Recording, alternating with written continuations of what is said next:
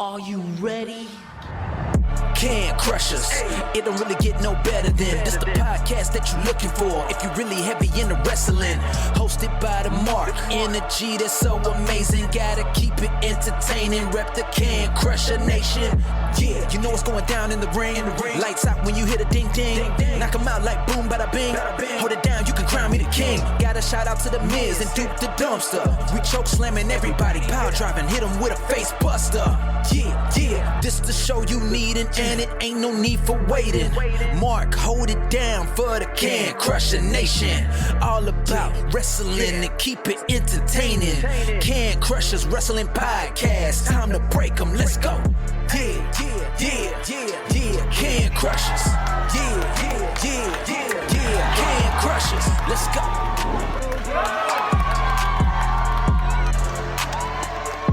Hi everyone, this is Ringside Rain and you're listening to Can Crushers Podcast. And now, here is your host, Mark the Mark Martinez.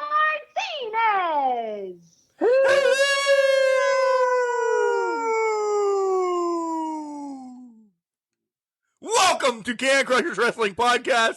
I'm your host, Mark the Mark Martinez, co-host Sir Michael Jenks. We have a ton to talk about. Sit down, grab some beverages, a lot of predictions, a lot of rants, and it was a good week in wrestling. Jenks, how the hell are you? I mean, I'm good. Shit's hitting the fan left and right, and good Lord Almighty, wrestling was decent for a week before the upcoming pay-per-view extravaganzas that we got going on this weekend, but Jesus, man. Holy fuck. I know. A little self-promotion, by the way. The busiest week in fucking Can Crushers history. Yeah, you were cranking them out this week. I don't know what was going on left and right there. Things just being dated, and I love everybody that I talked to, but some people had promoted they're going to be on the show on a day and without checking with me, and I'm like, man, I don't want to let their fans down without letting anybody so I'm like, So we had a rising star on Tuesday. We had a grizzled veteran, which is Jada Stone. We had a grizzled veteran coming back, and if you haven't heard the Glenn Spector stories 1 and 2, holy Christ. Yeah, train wreck. He was Wednesday, and then shot in the blue, we had the Hall of Famer, the Bushwhacker, Butch. Yeah, oh my God. I don't know if there's no possible way anybody had time to listen to all of them by now, and I just go back and listen to them. I got a little upset, and Butch and the author, John Crowther, apologized 6 times over, but I was so mad. The English professor joined me. It was a big one. You would have joined me, but you had, I don't know, darts or something. I don't know. Right. Something going on. Of all the people that Butch couldn't hear, it was me. It was me! Son of a bitch! Guys, legit, he was in New Zealand. And John was telling me after the show, the author again, I'll say English professor when I'm talking about because they're both Johns.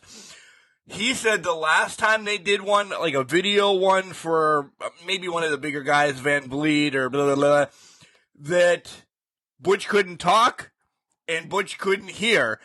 And his is video, so all Butch did, and as Jenks is looking at me, sat there like this the whole time. Because he couldn't say anything, he couldn't hear, he couldn't say anything because it didn't come across.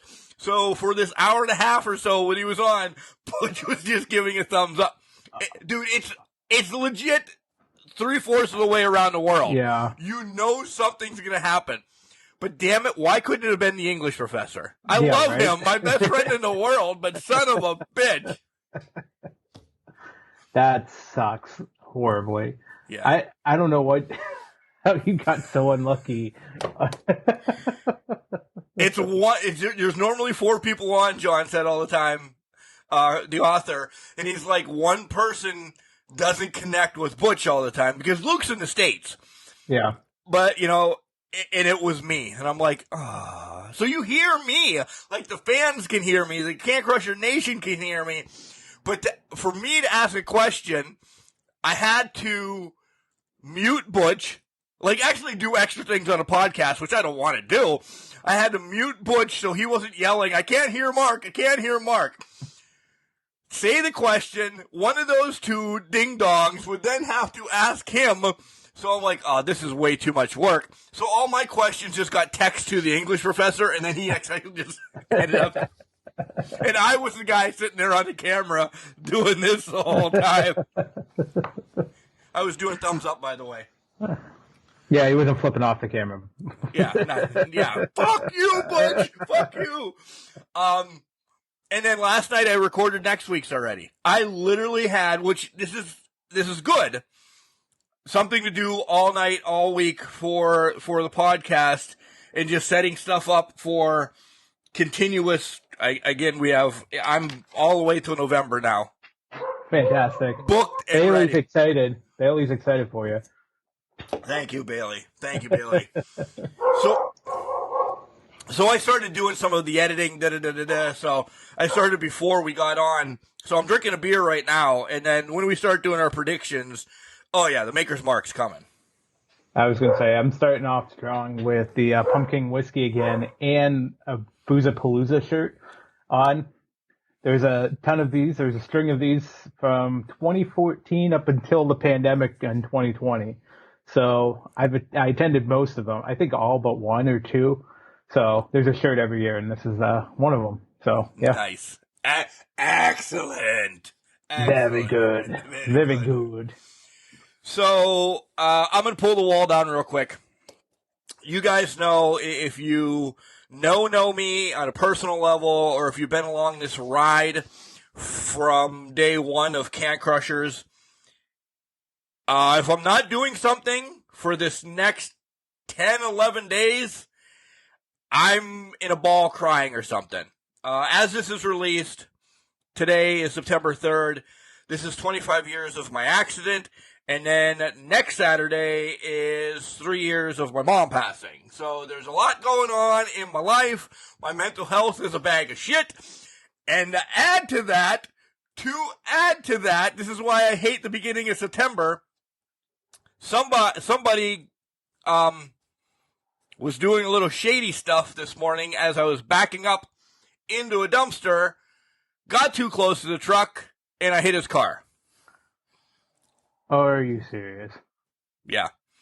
Oh. So Mark got done with work, tapped out, came home and cried. That put me in the spiral right off the bat. Thus why I started editing and everything after I took a nap and did mental health. Yeah. So. Oh my God. I'm better now because I've been podcasting and doing stuff, and Thank goodness. But holy shit, man. everybody's fine. And it is a quarter of the quarter panel in the driver's side that got her. Like, I literally bumped it with. You don't have to mute Bailey. She's consoling me. It is literally a quarter of the quarter panel on the driver's side.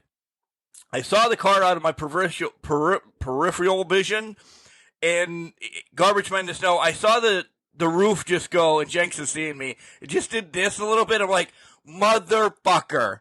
It just did that little twitch. I'm like, ah. So I stopped, I got out, and I'm telling you, it could have been worse, but it's a 4x4. It should just be able to pop out. Like, Yeah. 4x4 inches, not feet, by the way. I was going to say, yeah. Yeah, it's a little guy, but again, I just feel bad. This guy's probably 180 years old. Should have been driving around a dumpster at 5:30 in the morning. That just raises questions what he was doing at the dumpster at 5:30 in the morning. But And I saw him, so I thought, okay, I'm going to stop. Well, he came to a dead stop. Okay, he's letting me go. So I started backing up and turning into it, and then he proceeded.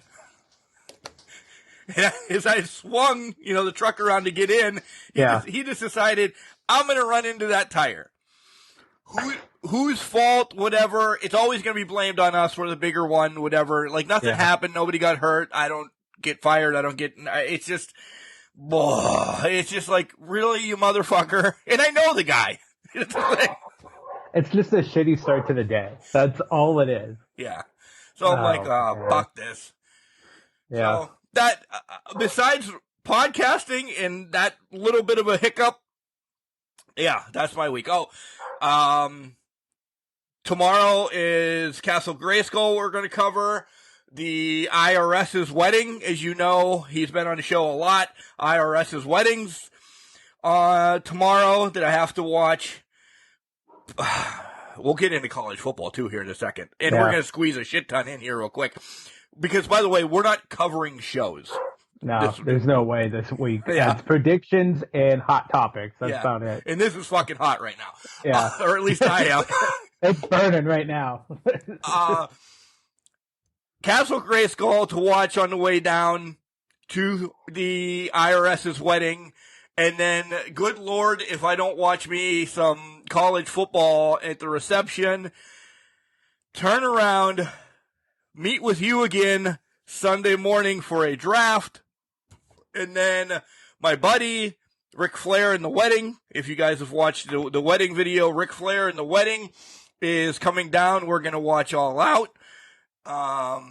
Thank God I don't have anything booked for the week besides releasing something, because Wednesday night I will be at, and he will be at, Dynamite. So you're going to be live in Buffalo with the the Dynamite after the pay-per-view, which is going to be fan-fucking-tastic. Maybe I'll go live. Maybe. Do it. Maybe. I want to see you screaming at the top of your lungs on TV Wednesday night, Mark. That's all I'm saying. Like that loud? Losing your shit. So, I do have a day off Thursday because of that. Thank God. Yeah. Thank the fucking God. And the bonus to all this, I pulled the plug on the pool today. It is officially draining today. All the chlorine and everything's out. Pool season for Mark is officially over. Yay! Crack a bottle. Get the bubbly out. I don't have to worry about that shit show and get until April. Congratulations. Thank you. Oh my God. So before we touch on hot topics and essentially one game I want to talk about, how was your week?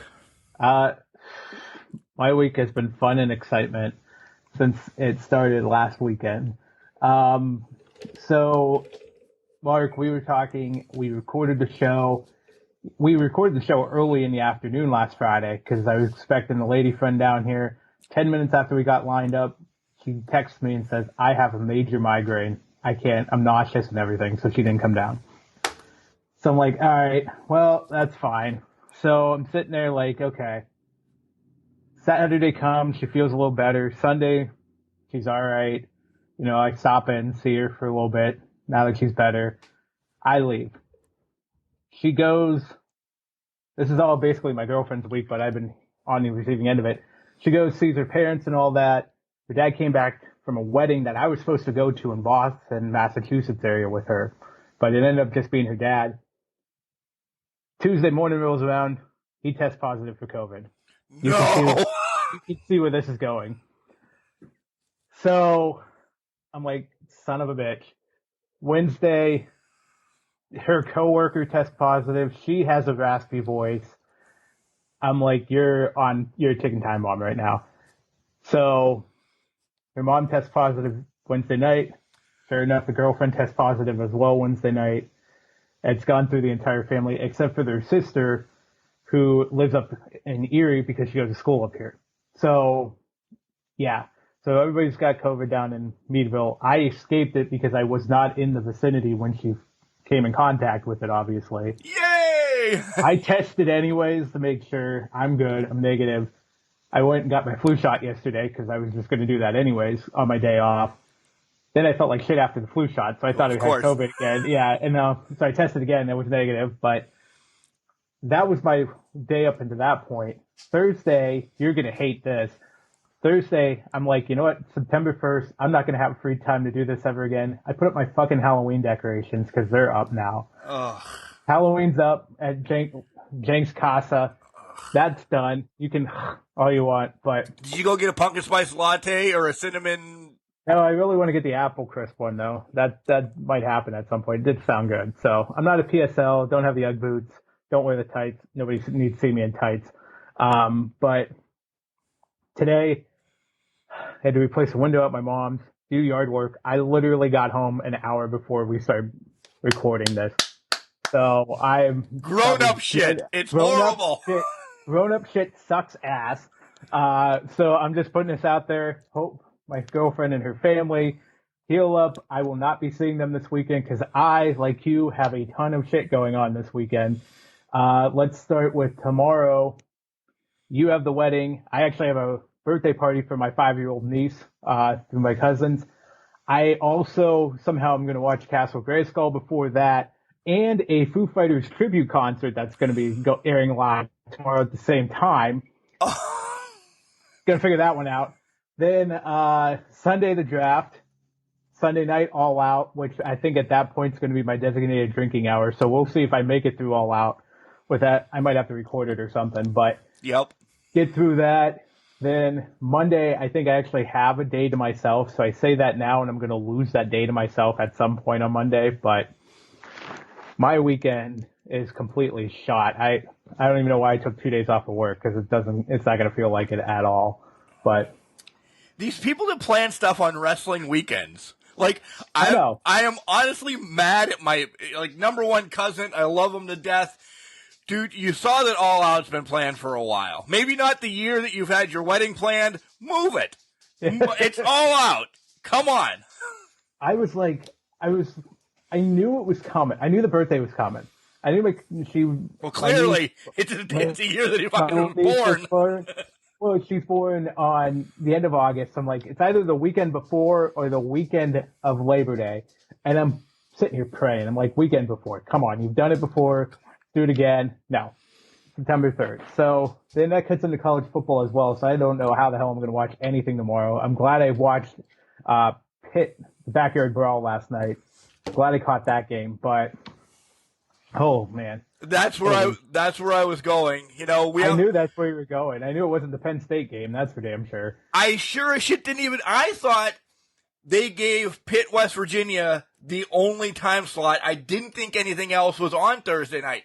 I didn't either. I didn't know until the last 2 minutes of the game when they said, "Oh yeah, Penn State's struggling with Purdue," and I'm like, "What? First of all, what?" Yeah, well, that was shocking in its own right. I knew because of College Game Day 15 minutes beforehand because they started doing picks. And when they go, oh, Penn State and Purdue, who do you think is going to win tonight? And I go, what do you mean Penn State, Purdue? Where'd this fucking come from? Yeah. See, I didn't watch Game Day because I was recording next week's. I'm like, we were doing the chat afterwards. Jenks can verify that. Like, we always talk to our guests afterwards. 15, 20 minutes just to thank you for coming on the show, blah, blah, blah, blah. Let's set up something else. This is how we do the scheduling, da, da, da, da. So we were doing all that, and then we got into, by the way, he makes wrestling belts as well. So, nice. Yeah, we have a nice discussion about that. Listen to that on Wednesday. Highlander Michael McGowan, 25 years into business around Pittsburgh area, a legend in the Pittsburgh area. So listen to that. There will be a part 2, spoiler.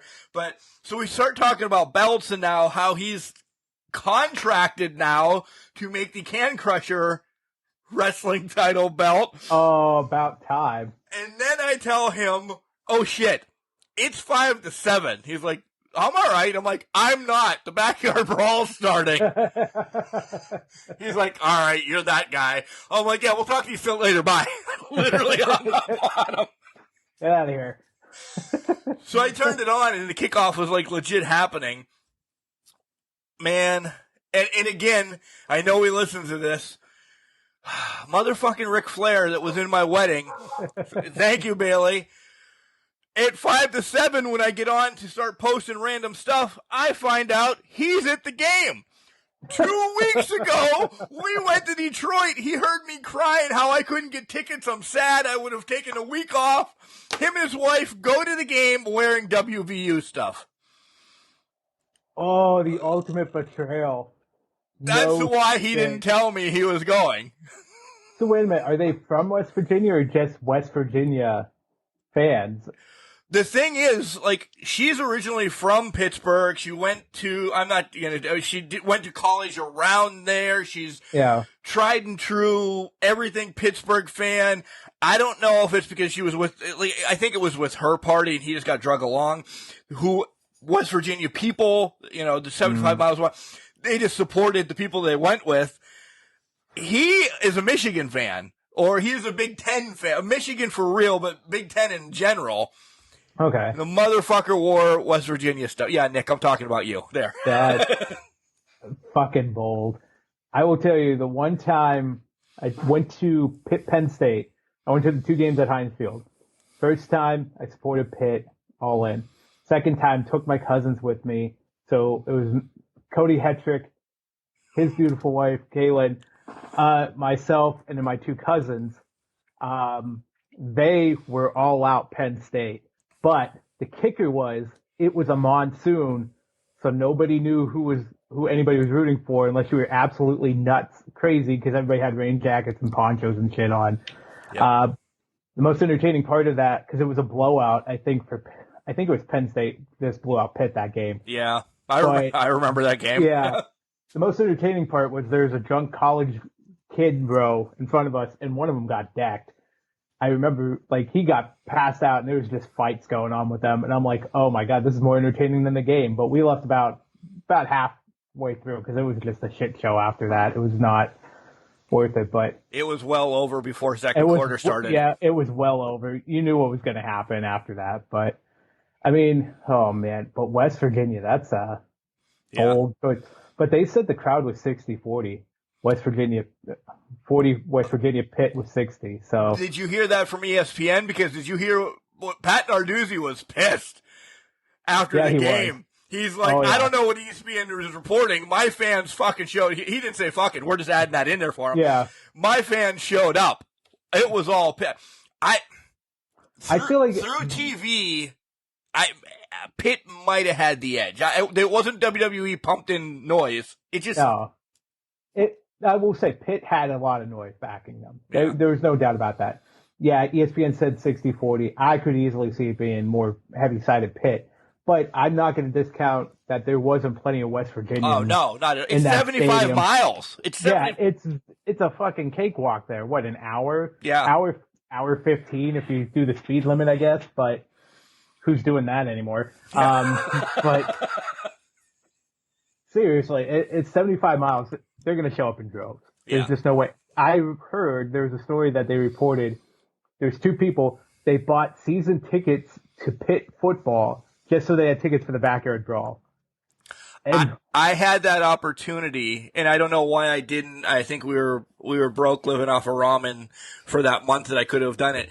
I could have bought since I'm an alum, season tickets for like $300. Oh yeah. And it's a win because there's other games I probably would have went to or whatever, but single game ticket for this was $300. Oh yeah. So you would have been paying exact face value for this game alone. Yeah. It would have been perfect. Man. I know. So now I can't remember how long they have to play. Are they playing every year now or they got a contract? It's contracted for 4, but my God, after last night, I mean, the game itself was great. The kids coming up and whatever. It's the you need that in college football. Yeah. This needs to be an every year game. As much as, because I root for Penn State as well. I root for a lot of teams. I don't root for some, but the Pitt-Penn State rivalry isn't there. It was tried to be forced. This is the rivalry. Mm-hmm. If you can have Oklahoma and Oklahoma State, which again, they're so close, but in different conferences, you make that happen. You can make this happen. It doesn't matter rankings or anything. Take off Pitt playing Boston College or some shit team down the line when everything gets reset. I don't want to see that. Yeah. Well, it's like, so this has been my biggest argument with what I call preseason football for college football. It's when you play the very small schools and you pay them $1 million to just come get their asses whooped in your home stadium. Those are not games you should be having. Bring in your rivals, Pitt, West Virginia. I look back, the one I always look back to is, even though Nebraska is complete shit right now, Nebraska, Oklahoma, I used to remember watching that game growing up on ABC, and it would be a fucking barn burner every single time you watch it. It's those style of games, Texas A&M, those type games that keep college football special and unique. And that's why everybody, since they start taking away these games, everybody clings to Ohio State, Michigan, or Ohio State, Penn State, or, I mean, in the South, it's probably Florida and Georgia or Alabama, LSU, that type of game mentality. People are drawn to that because that's special. Yeah. That is special to people. College football is great in, I think, leagues above the NFL in some aspects, but probably more aspects than not. But it's those rivalry games and those games where there's nothing left to lose. It's just a freaking war every time they walk onto the field. I love hearing about Paul Bunyan's axe when they're fighting over that. Like, it's the stupidest trophy, and there's one where they're fighting over a hog, but it's the greatest fucking a bucket, the fucking bucket, yeah. But it's the greatest goddamn thing in the world because it's all about pride. Yeah, you get a bucket trophy at the end of it, but it's a pride game. It's a rivalry game. It's so amazing just to hear them. There's nothing else like it. So I've always had that issue with colleges going after the cheap wins or the sponsored, oh, we can't make this work for 4 to 7 years or some bullshit like that. Yeah, you brought up one. Then we'll get to wrestling. Yeah. Last week, Florida State played Duquesne out of Pittsburgh. I was trying to think who Duquesne played, and I'm like, come on, really? You're not going to steamroll Duquesne? Duquesne, no disrespect, but you're getting steamrolled by Florida State, even if they're not in your school anymore. Yeah. Yeah. All right, hot topics, and it's just, I have some written down. Jenks can jump in. The one that has us both pissed off, right off the bat, we're starting with. Triple H did an interview recently. It may have been, I posted it today. It might have been from yesterday or whatever. Was asked about AEW beating NXT. And I'm going to just throw it out there. Roughly, he said, yeah, he beat our developmental squad. Really? We're going to go there. We're gonna classify NXT as your developmental squad. At that time. Now it is. Yeah, I was going to say, when it was that time, it was not your developmental. It was a legit third brand. And you were billing it as the third brand at Survivor Series. You had your the Undisputed Era, everybody wanted them to come up, but not come up. Like, that is the time that they beat them. Undisputed Era, who else was? I am just so mad. Alistair was down there. Yeah. They brought Finn back for that run. Johnny, Ciampa, at that time. Loomis, Thatcher, Thatcher. Riddle, who's who, was down there on NXT, and we haven't even got to the women yet. Bianca and all of that stuff. It was a who's who of talent that you did not consider your developmental brand. Now, because we have it in a different light, in a different context, yes, it is the developmental brand. You can't just try to force that in there and say that they beat you with your developmental brand, especially when AEW apparently knew the talent you had and picked up said talent. You could argue, outside of Adam Cole, who's friends with a lot of people backstage, they picked up a lot of your talent, Triple H. You can't tell me that it was developmental. And you chose to go to Tuesday nights, not USA. USA didn't say, hey man, we're getting slaughtered. And it wasn't really slaughtered, but they won by numbers. You need to move. You need to move the two. USA would have wrestling on at 8 o'clock every night because that is when they get numbers, not when CSI, Miami, or Ridgeway, or Erie is playing. But that's exactly it. They get wrestling's hitting cable marks every week. It's hitting the cable top 20 list, whatever, every week. So they're going to take you any night of the week. You guys chose to move because you had a foot up your ass and you couldn't get shaken. That's all it was. Yeah. Just admit it. It happened. You know, things happen and you move on. But it's humbling too, is it was his black and gold brand. Well, and you could make the argument at that point that put the writing on the wall for what transpired in September of last year. It started really affecting it, And that was the trickle-down effect of you can't deliver a brand. Yes, you experience these health issues. That's a perfect time for us to come in there and just rebrand it and take it away from you. Yeah. And that's exactly what they did. All notes, reports, and everything has WWE bringing a big superstar that wants to control his own narrative back to Raw on Monday night. Is he flipping castles or ambulances while he's coming back? Cement trucks, I think. Cement trucks, yeah. That would be perfect. Moats. Just flip the moat around. My God. You excited to see Braun come back to Missouri? I think that's where it is, right? I think it's somewhere in the middle of the U.S. I mean, I like Braun. I never had a problem with Braun. He's a big guy. But who's he going to fight with? Is he going to come on and make an immediate impact? Or is he going to fight Omos and just destroy Omos and then we never see Omos again? Where's he been? Where has he been? That's my thing, is what are you doing with Braun to bring him back? I'm not thrilled. I don't hate it either. Because I think they need a big man. Braun's an established big man. I think Omos is too green. Can he be reformed? Who knows? Maybe send him back down to your developmental brand now and let him work it out there and see what happens. But Braun's an established big guy.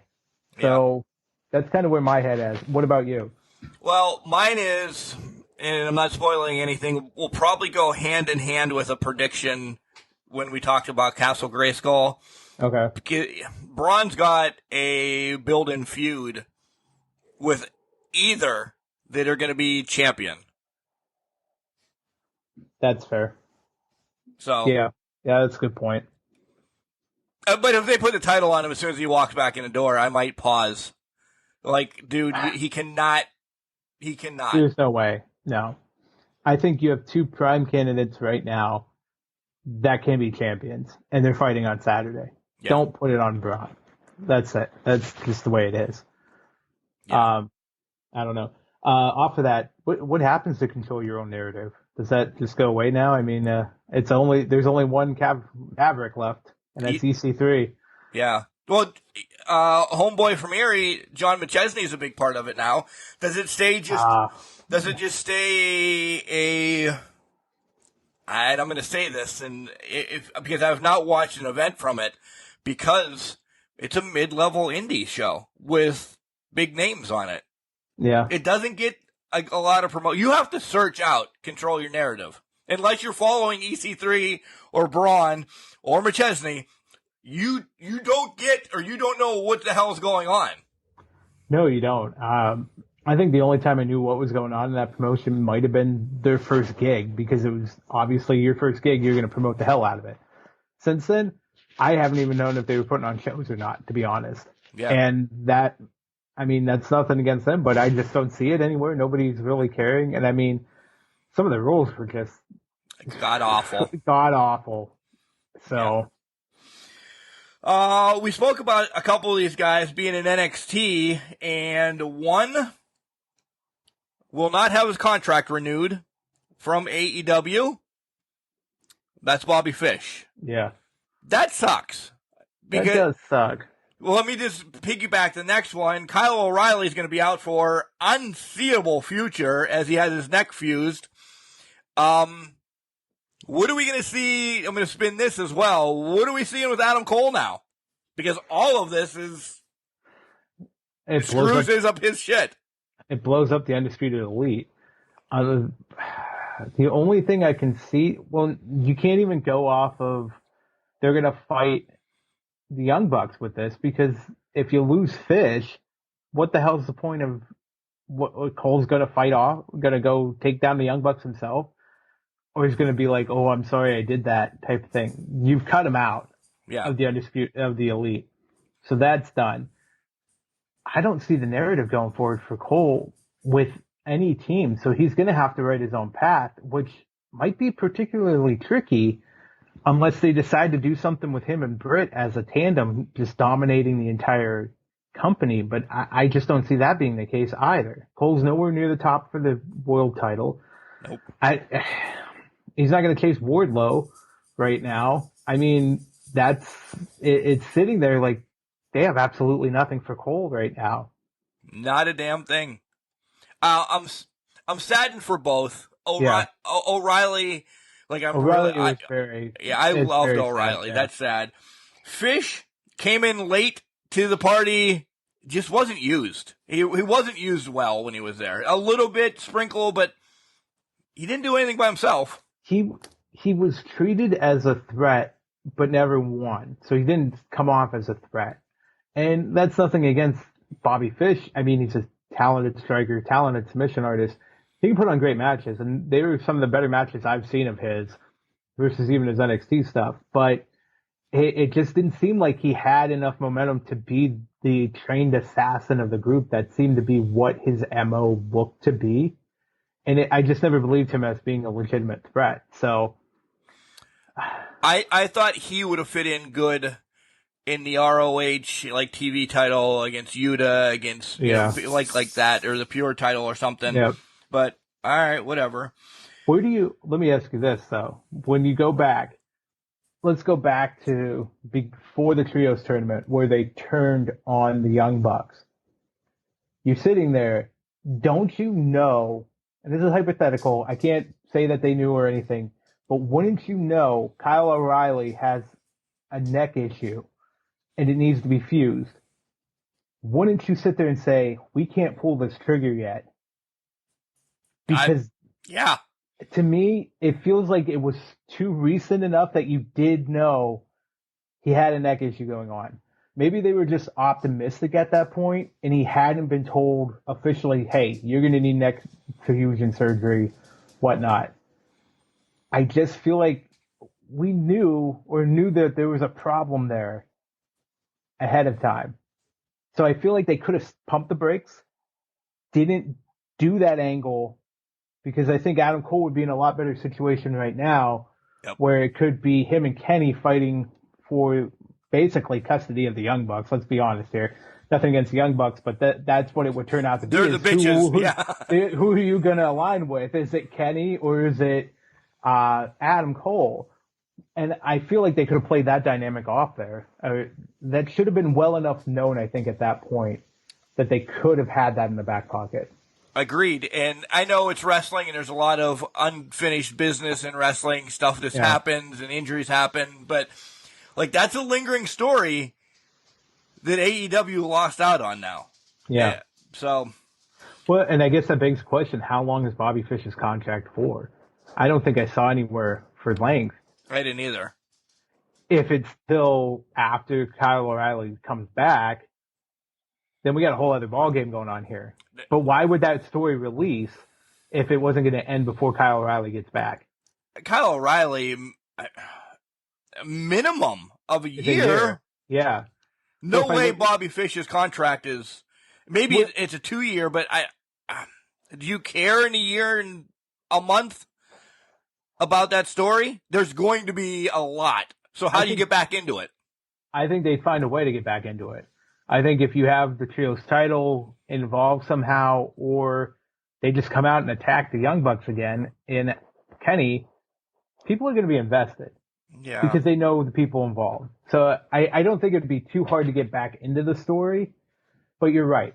After a year, what long-term story, very long-term storytelling there. Have another drink. I know.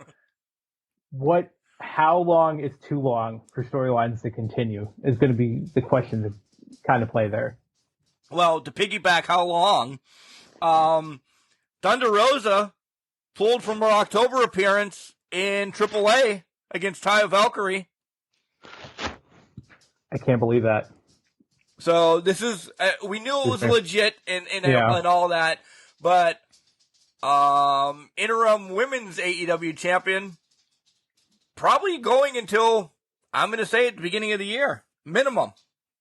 I think so. I think it's past Full Gear, and I think you're right. I think it's New Year's Slam before we even see Thunder again. Or maybe she makes an appearance ahead of that just to promote the match or push the match forward. They don't have to have contact, whoever it is, but Yeah, I don't think we're seeing Thunder for a long time.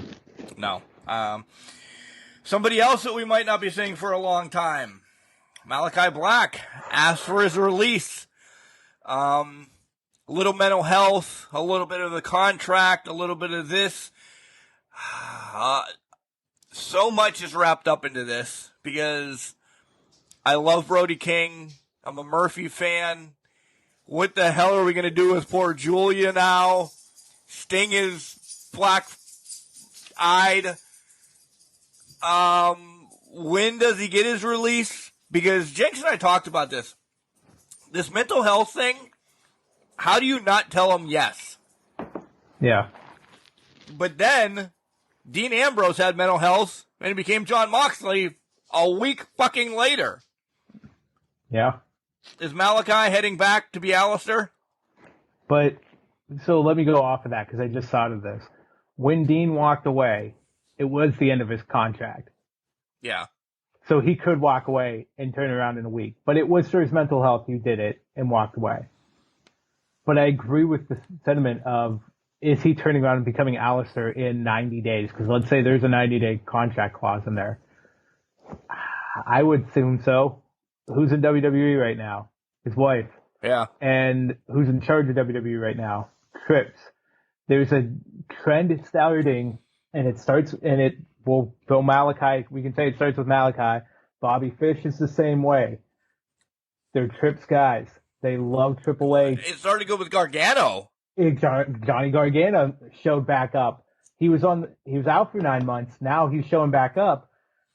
I think we start seeing a lot of people start being like, our guy's back in charge. Can we find a way out of these contracts somehow?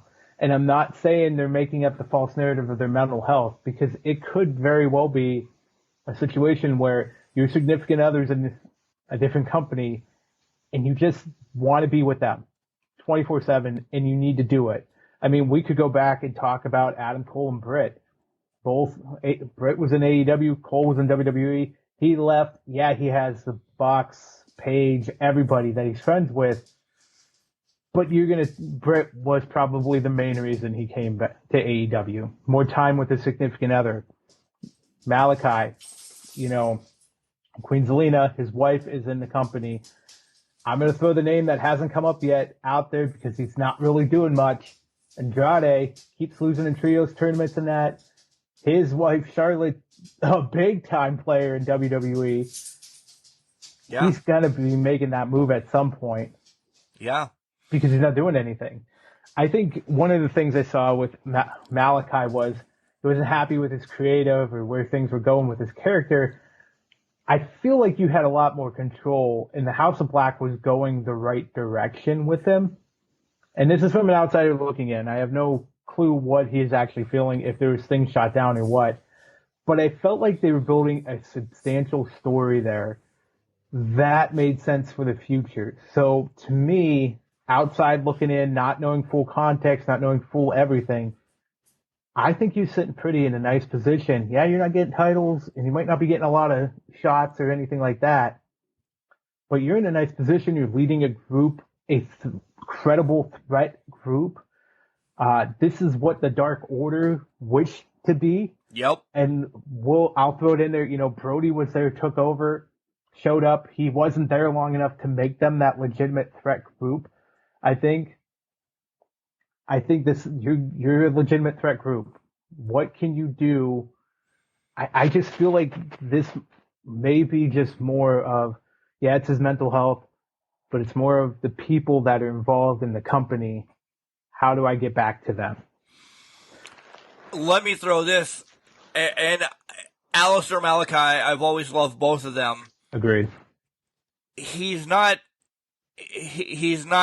WWE's Universal or Heavyweight Champion ever, though. No, he's not. I think he's an enigma.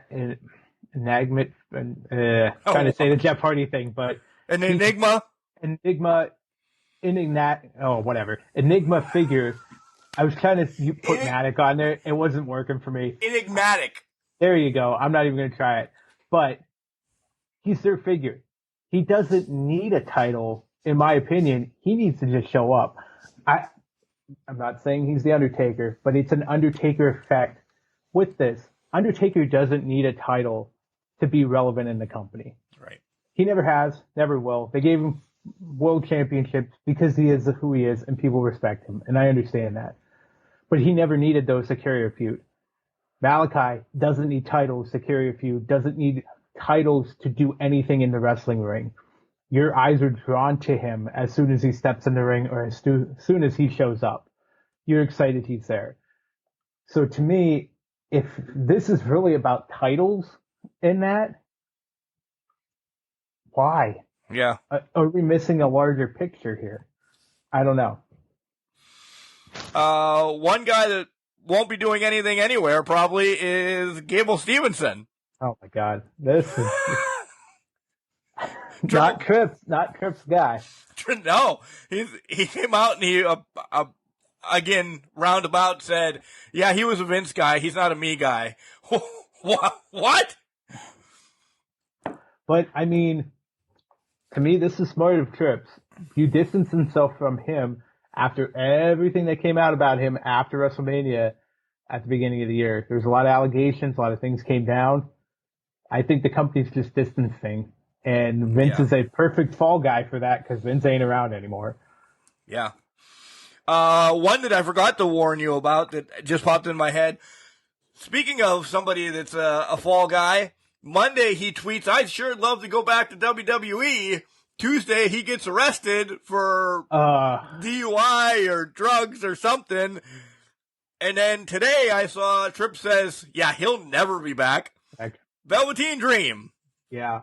Rightfully so. He was never going to be back after the shitstorm that flew that got him released.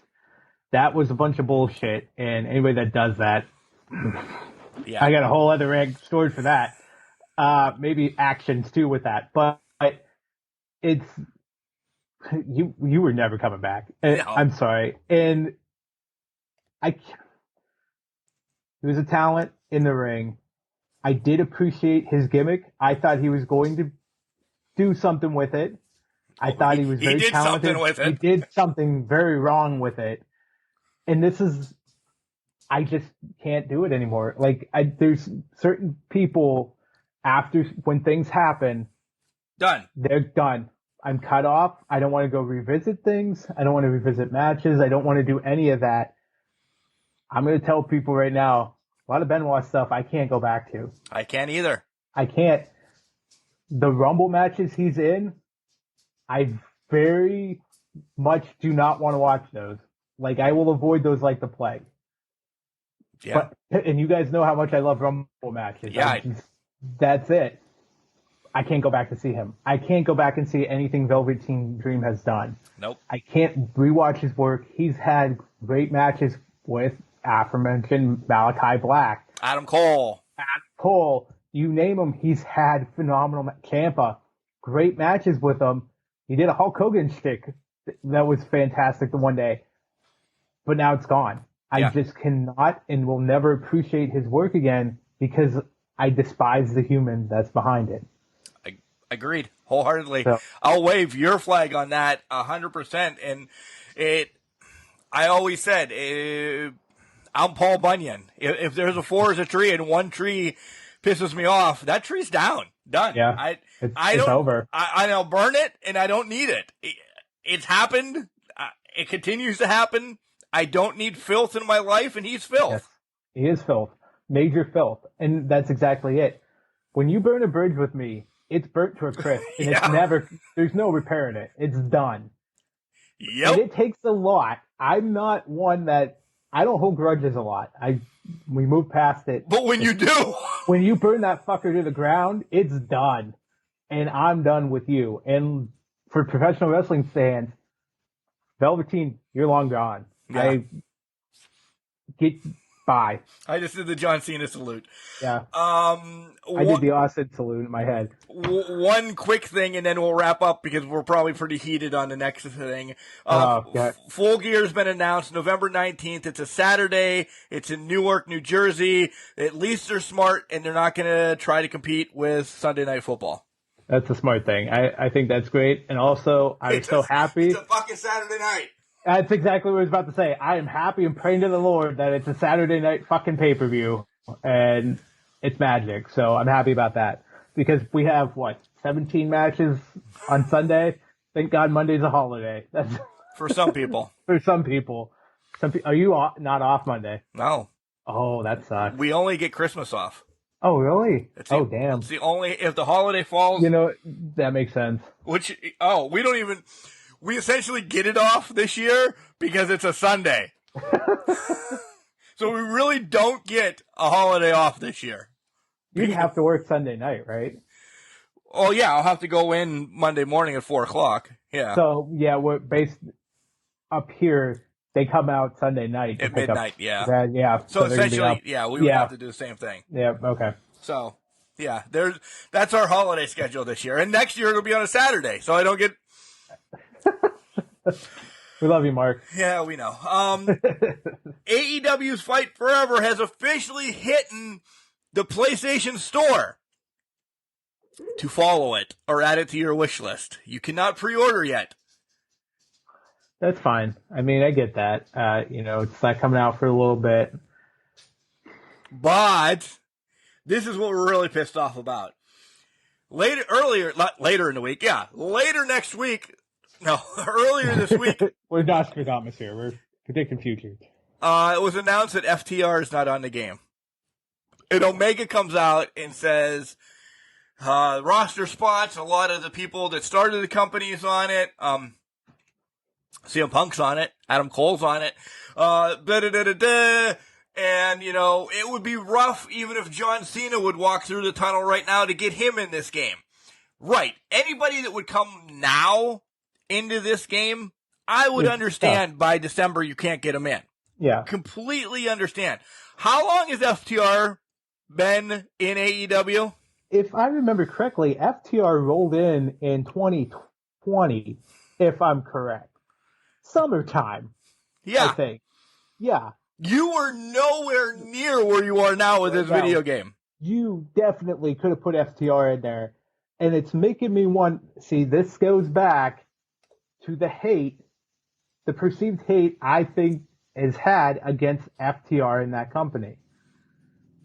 We have seen them now for another pay-per-view not get a world title shot despite being the number one contenders for that title, despite holding 3 other tag team championships outside of the company. They're involved in a 6-man tag that's essentially there to build up Wardlow. Let's be honest. They're now not included in the video game. Why? Because they weren't there day one, except we can put Cole and Punk in there, which is now leading me to believe that was FTR's spots, and they just changed them to Punk and Cole at that point. This is a storyline, right? I feel like it is. It's going to be made into a storyline. It's got to be, because at this point, when does FTR break? It's going to be FTR breaking and not being face anymore. Yeah. Is it at Full Gear? Maybe. Because let's be honest, it has to be a storyline. You've disrespected them through the tag titles for 4 months. 6 months. You've disrespected them through the video game, and now 2 years. 2 years, and now what's even funnier? Did you see Dak's response to that? Oh, this is something we've known about since May, and we're fine with it. Are you though? I don't think you are. No. But they're possible DLC characters down the line. Clearly, and I hope AEW does this right. I don't mind if they do a game like every 2 years, DLCs, to jump on that I don't have to, whatever, or one game like Fire Pro Wrestling did, and then just DLC the shit out of us for the next 10 years. Yeah. Fine. I'll buy whatever DLCs I want. I don't want to buy, because I'm now grown up. This year's Madden, and there's other complications why. Last Madden I'm buying. Yeah. By the way, it's still Heinz Field. That's another bonus. I still can't believe. Well, it's not surprising because that didn't get announced to a month ago? Yeah. So there's no way they were going to be able to change that. Thank God. So I have the last game with Heinz Field. Next year when I buy NCAA football, whatever the hell it's going to be called, I don't want to say what I call it, but yeah. I don't want that hate. Yeah. But they're going to DLC the shit out of us because more and more people, and I'm all right with it. There's going to be packs that you can add online because there's online play, so you know there's going to be create where you can create FDR. This is a storyline now. At first, I was mad when I saw this. I'm like, what? It's got to be a storyline. See, I'm still mad about it, and it's not. Now that you say storyline, that's fair. I'm still heated about it because I also don't like the DLC route with some games because I feel like a lot of these games are extending the money grab that they can. Oh, they gorge you. They gorge you as much as they can, and I get it. It's now the thing in video game culture, and that's how it just works now. I hate that that's status quo. That has always bugged me. WWE could have released all of their DLCs as part of their main roster, but they strategically split them out to gorge you of money. Yeah. That's all it is. Madden, same thing. You don't need to buy, or the show, you don't need to buy 900,000 game points. You do it anyways because you get the free perks of it. I don't like the virtual currency. Like and I know I'm that guy maybe that, okay, an extra $10 and I get 4 new wrestlers or whatever. Cool. I'm not buying a 6-pack this week, or if I'm that pissed poor, stop the podcast. Right. But at least I feel I'm getting something when I'm getting new wrestlers. Just to give me $99.99 and you get 1 billion points, jank points to buy Shohei Ohtani. No. Because then you're just rebuying the game over and over to have, so you can play online and smoke everybody like me. That's why I stopped. Right off the bat, I play MLB The Show like crazy online against friends and everything because everybody doesn't have everything. It's a legit good game. A month or two in, and everybody is now bought the ultimate team of, everybody. I'm not doing that, so I won't play you. You have 99s across the board, and I have an 80 pitcher. What do you think is going to happen? Exactly. My tits are getting lit up like Jacob Turner. That's a great Gainey quote right there. Good job. Yeah. You touch them all the time right there. But you're absolutely right. I think for video game wrestlers right now, I think you look at it in this terms. Let's go off of that with your DLC. You get 4 wrestlers in this pack. That's essentially like when we were younger, Mark. We didn't have these video games with DLCs or anything like that. We were going out buying these physical toys to play with. Yep. They're now collector's items more or less than they are actually getting played with by little kids and anything like that. And if they are getting played, great. That's fantastic. They should be. Good. Play with toys and action figures. Play with toys. Love it. Do your creativity. Go balls to the walls with it. But now when you're talking about it, a lot of kids are in front of the video game systems. This is essentially like buying one of those wrestling toys so you can play with them. If you think about it, you get a 4-pack, $20 a pop. I don't know. I got the whole shebang thing for WWE this year, so I didn't have to buy it after that. But I think it's $20 for 4. Back in my day, it was $5.30 with tax to get a wrestler. I remember buying a wrestler for $5.30. Yep. That's what it was. So this is essentially the trade-off now in this generation. So I guess you saying that kind of puts it in a better light in my mind. I'm still going to be salty about it because of the FTR aspect, and damn it, they need respect. When they turn heel and go rough shot against this whole goddamn company, I'm waving their flag still. But that's my soapbox. All right, that's enough to talk about. Not that subject. I'm just saying, let's get into our predictions, Jenks, because we have back-to-back segments now of predictions and shenanigans that we think is going to happen. WWE is going to be a little shorter. Clash at the Castle. That's the first time I think we actually called it that in 6 months. Castle Grayskull only has 6 matches. So we'll run roughshod through that, and then we'll do All Out quickly. When you're buying stuff at Collar and Elbow, use our promo code CANCRUSHERS. All one word, capital C and Can, capital C and Crushers. You save 10%. Find us on all the socials. If you're listening to us right now on Spotify, guess what? We're on iHeart. We're on iTunes. We're just wherever you listen to that stuff, listen. We're going to be generic with that. Ask Can Crushers, maybe a couple of weeks, 3-4 weeks, month-ish. We'll keep this going. But start getting your questions in. Get them in, get them ready, get them hot. Email them at Can Crusher. At Can Crushers. I'm an idiot. CanCrusher69@gmail.com. Thank you. You're welcome. It only took me a year to learn that. Here comes Al Snow, and then we'll be back. Castle Grayskull time. Wrestling. A love and a passion we all share. I've started a wrestling brand. The wrestling brand. A brand founded on the aspects of wrestling. Two entities working together to create a product that connect emotionally for people everywhere. Collar and Elbow is the brand. Passion and love for wrestling is the drive. I am Al Snow, and this is Collar and Elbow, the wrestling brand. I'm Highlander Mike McGowan, and you're listening to Can Crushers Podcast. And welcome back to Can Crushers Wrestling Podcast. It is prediction time, which means, as we promised you for a long time, but Jenk started last week, we're back to the liquor. Woo! It's on. Now, what'd you get? You got the Members Mark, right? Yeah, Maker's Mark. Maker's Mark, that's right. Yeah, I was thinking the Sam's brand bulk shit. Okay, Maker's Mark. Go for it. My fucking family hates me. Why? I wanted ice. I wanted it straight. Da-da-da-da-da. The ice cubes are in the sink. Oh, no. They're not the ice cubes. The ice cube, the holders. Yeah. I was going to drink it straight tonight because I like it. So it's got to be cold. So I put the bottle in the fridge. It probably won't get cold enough by the time I need my next one. So I had to pour Coke in with it. So cheers to you. Freezer, man. Oh, I like that old school mug, but by the way. You like that? Old school pint glass, yeah. Yeah. Old school crack wolf on that Erie Seawolf glass. All right.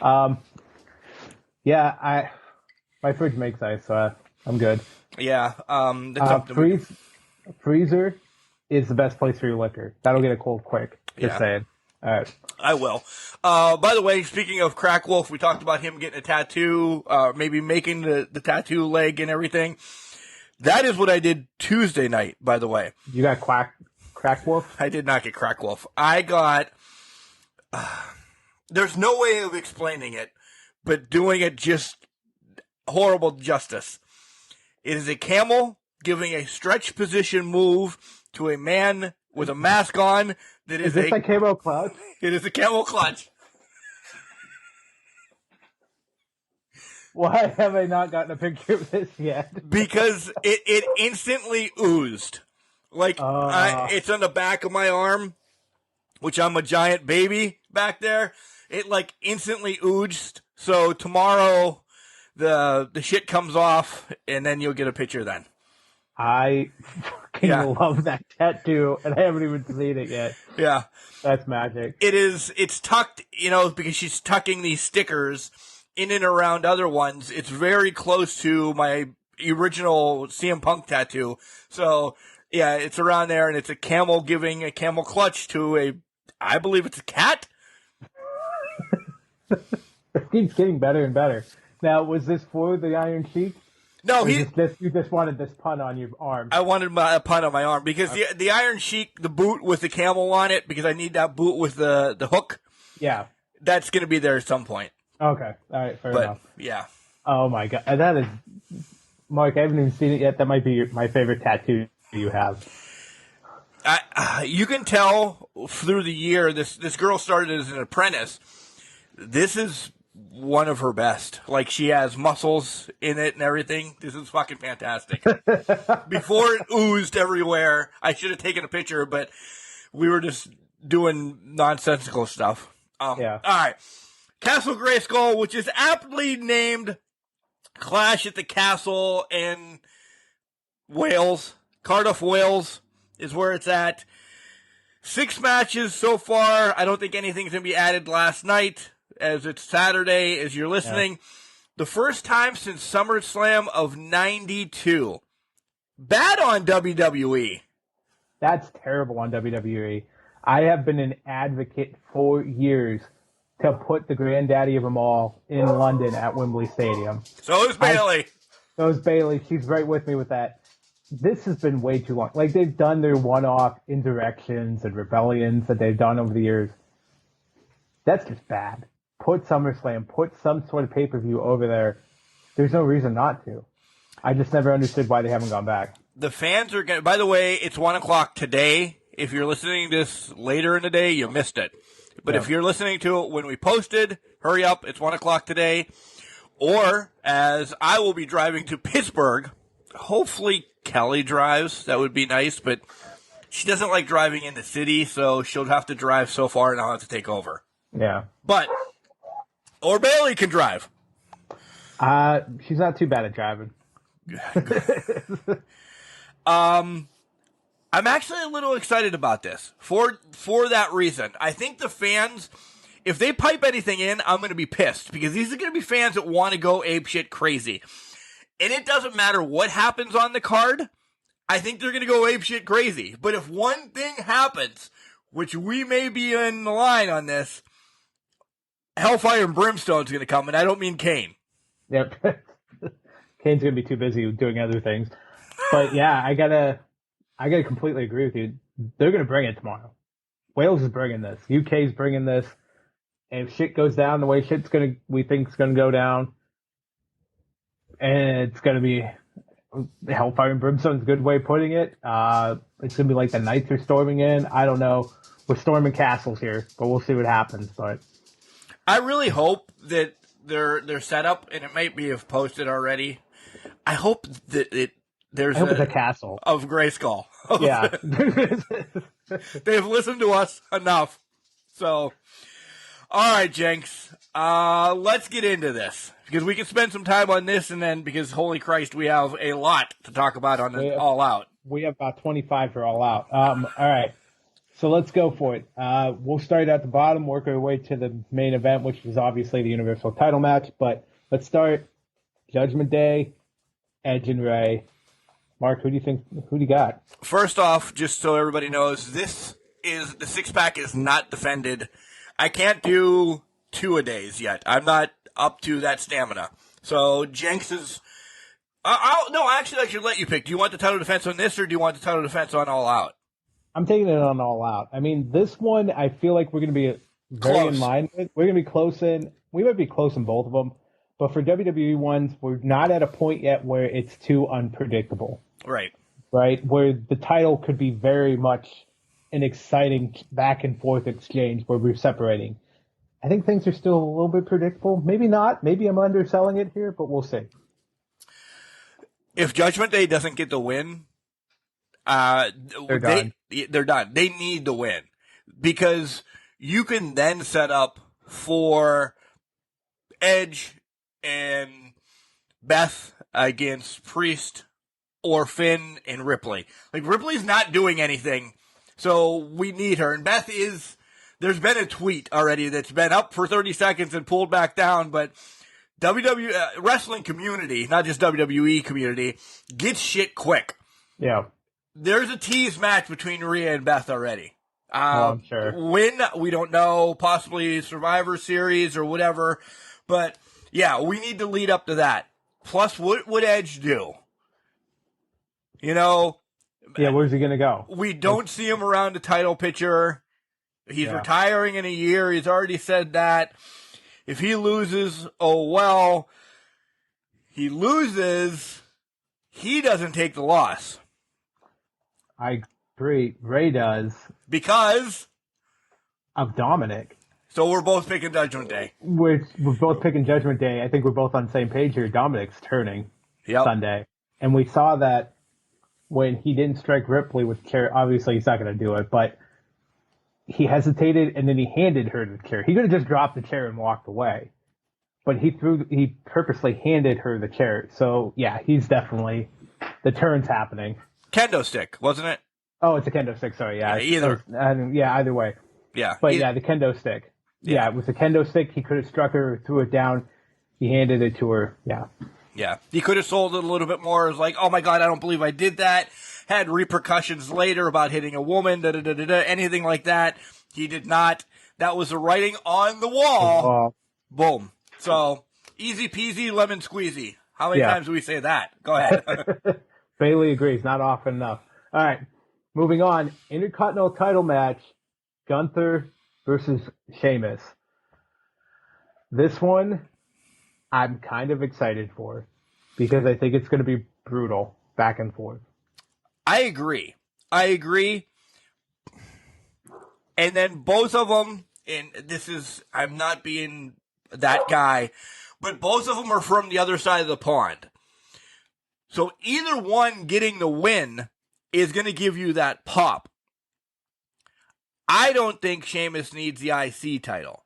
I want Sheamus back in the bigger picture. And I think this is leading him to get to the bigger picture with other repercussions of this whole shit and caboodle going on here.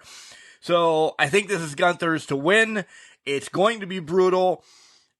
I'll pick Gunther, but I wouldn't be surprised if they're both dead in the ring and we get like a draw or a double DQ or something like that.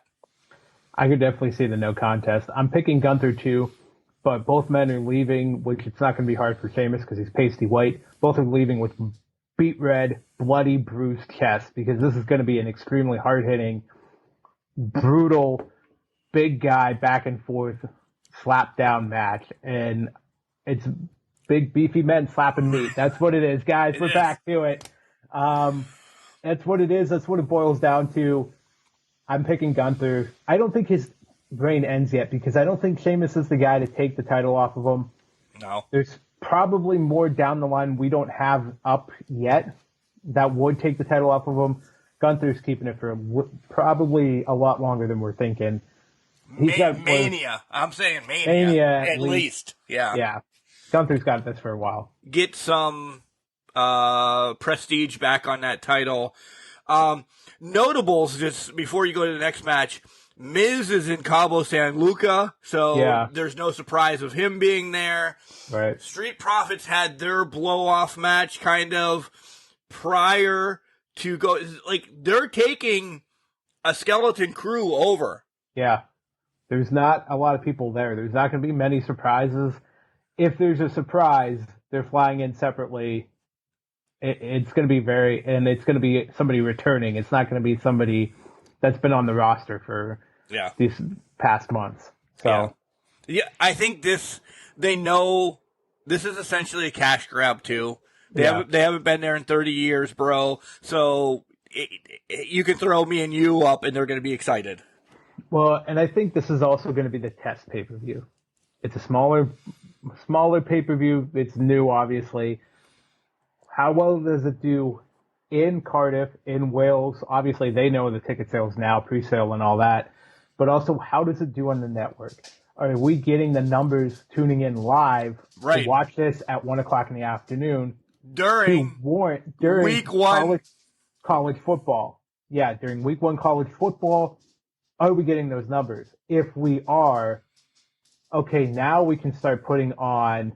Maybe we take TLC over there. Maybe we start thinking maybe not SummerSlam right away, but we start building up to the big four because they're going to be afternoon matches and cards at that point. What's our network draw on Peacock? Because again, like we said, you're going up against week one college football. Is Notre Dame on Peacock? I know they're streaming on Peacock, but do they stream on Peacock later in the day? When does Notre Dame stream? Well, they play Ohio State at 3:30. So do you get a lot of switches then? You're probably going to get a lot of switches in, either on Peacock or to ESPN ABC, because I think they're the ones covering the game. That's going to happen. That's a big game. You're not going to take away the NBC crowd that covers Notre Dame football. You're not taking that away. No. And they've already started advertising Notre Dame football is going to be on Peacock, simulcast with the network. So there's a lot of play here. So this is really a test pay-per-view. A big test pay-per-view. They have a big hill to climb. And the downfall is, 3:30 is when Roman and Drew should be happening. Exactly. Are you going to be fully invested to stay with the show past the kickoff of Notre Dame, Ohio State? Knowing that I can go back and watch this Wednesday or Tuesday. Exactly. I can go back. This is already going to be on Peacock. It's going to be fine. We're not going to miss anything. Oh, yeah. Yeah. But I think that plays into my prediction in the last match, too. Okay. We'll see. Go ahead. Oh, by the way, that game is not till 7:30 that night. I'm sorry. Notre Dame, Ohio State's not till 7:30. Georgia, Oregon is the 3:30 big game. Oh, all right. Well, then that screws everything we just said. Never mind that. Yeah. Just ignore that past 3 minutes. Yeah. But no, I think it's still a valuable point. Week 1 college football, people have been clamoring for football, and week 0 did not do shit for anybody's college football fix. You didn't watch Florida State against Duquesne? I did not watch Duquesne get their ass handed to them by a mid-tier Florida State team. This week, everybody's watching college football, so I think it's still a test. They don't have to compete against Notre Dame, which is probably a good thing, because they would have lost that battle, sure as shit, especially with Ohio State involved. Yeah. So, all right, back to wrestling. The next match they have listed, I feel like I want to put that towards the top, so I'm going to skip over that one. We'll come back to it. Let's go to the 6-woman tag. Bianca, Alexa, Asuka versus Bayley, Dakota, and Io. We got. First off, are you surprised that they didn't pull the trigger on the Control winning the women's tag team championships? I think there's more of a story if Alexa and Bayley would fight them again and maybe steal it quickly. Then no disregard to Raquel and Aaliyah, but they're not long in the tooth to have these titles. Yeah, they're not. There's something coming up. There must be something happening that's going to take these titles off of them quick. Yeah. And maybe it's a return Monday night. Who knows? Right. But at that point, I'm not that excited for that return now. No. I would have been more excited for that return if it was Io, Dakota. Bayley's best friend, who also fought Io at one point, if I'm correct, in NXT. Yeah. There's history there. Now, a lot of history. Now we're like Raquel and Aaliyah. I guess Naomi and Sasha. And let's be honest, maybe if it was Raquel and Dakota or Raquel and somebody else, we might be more excited. Nothing against Aaliyah, but she's just not at that level. That 317 didn't do anything for her. And we're just kind of like, it underwhelmed, I feel like. But I don't know if this is going to be a feel-good story while we're over in Wales for Bianca to get it. But then I'll throw this as well. This one kind of just has me in a kerfuddle. If Team Control loses this, what momentum do they have? They have to win this by hook or crook. Like, they have to, because they're setting up for Bayley against Bianca. Yeah. So I don't know if either one of them are in the finish picture.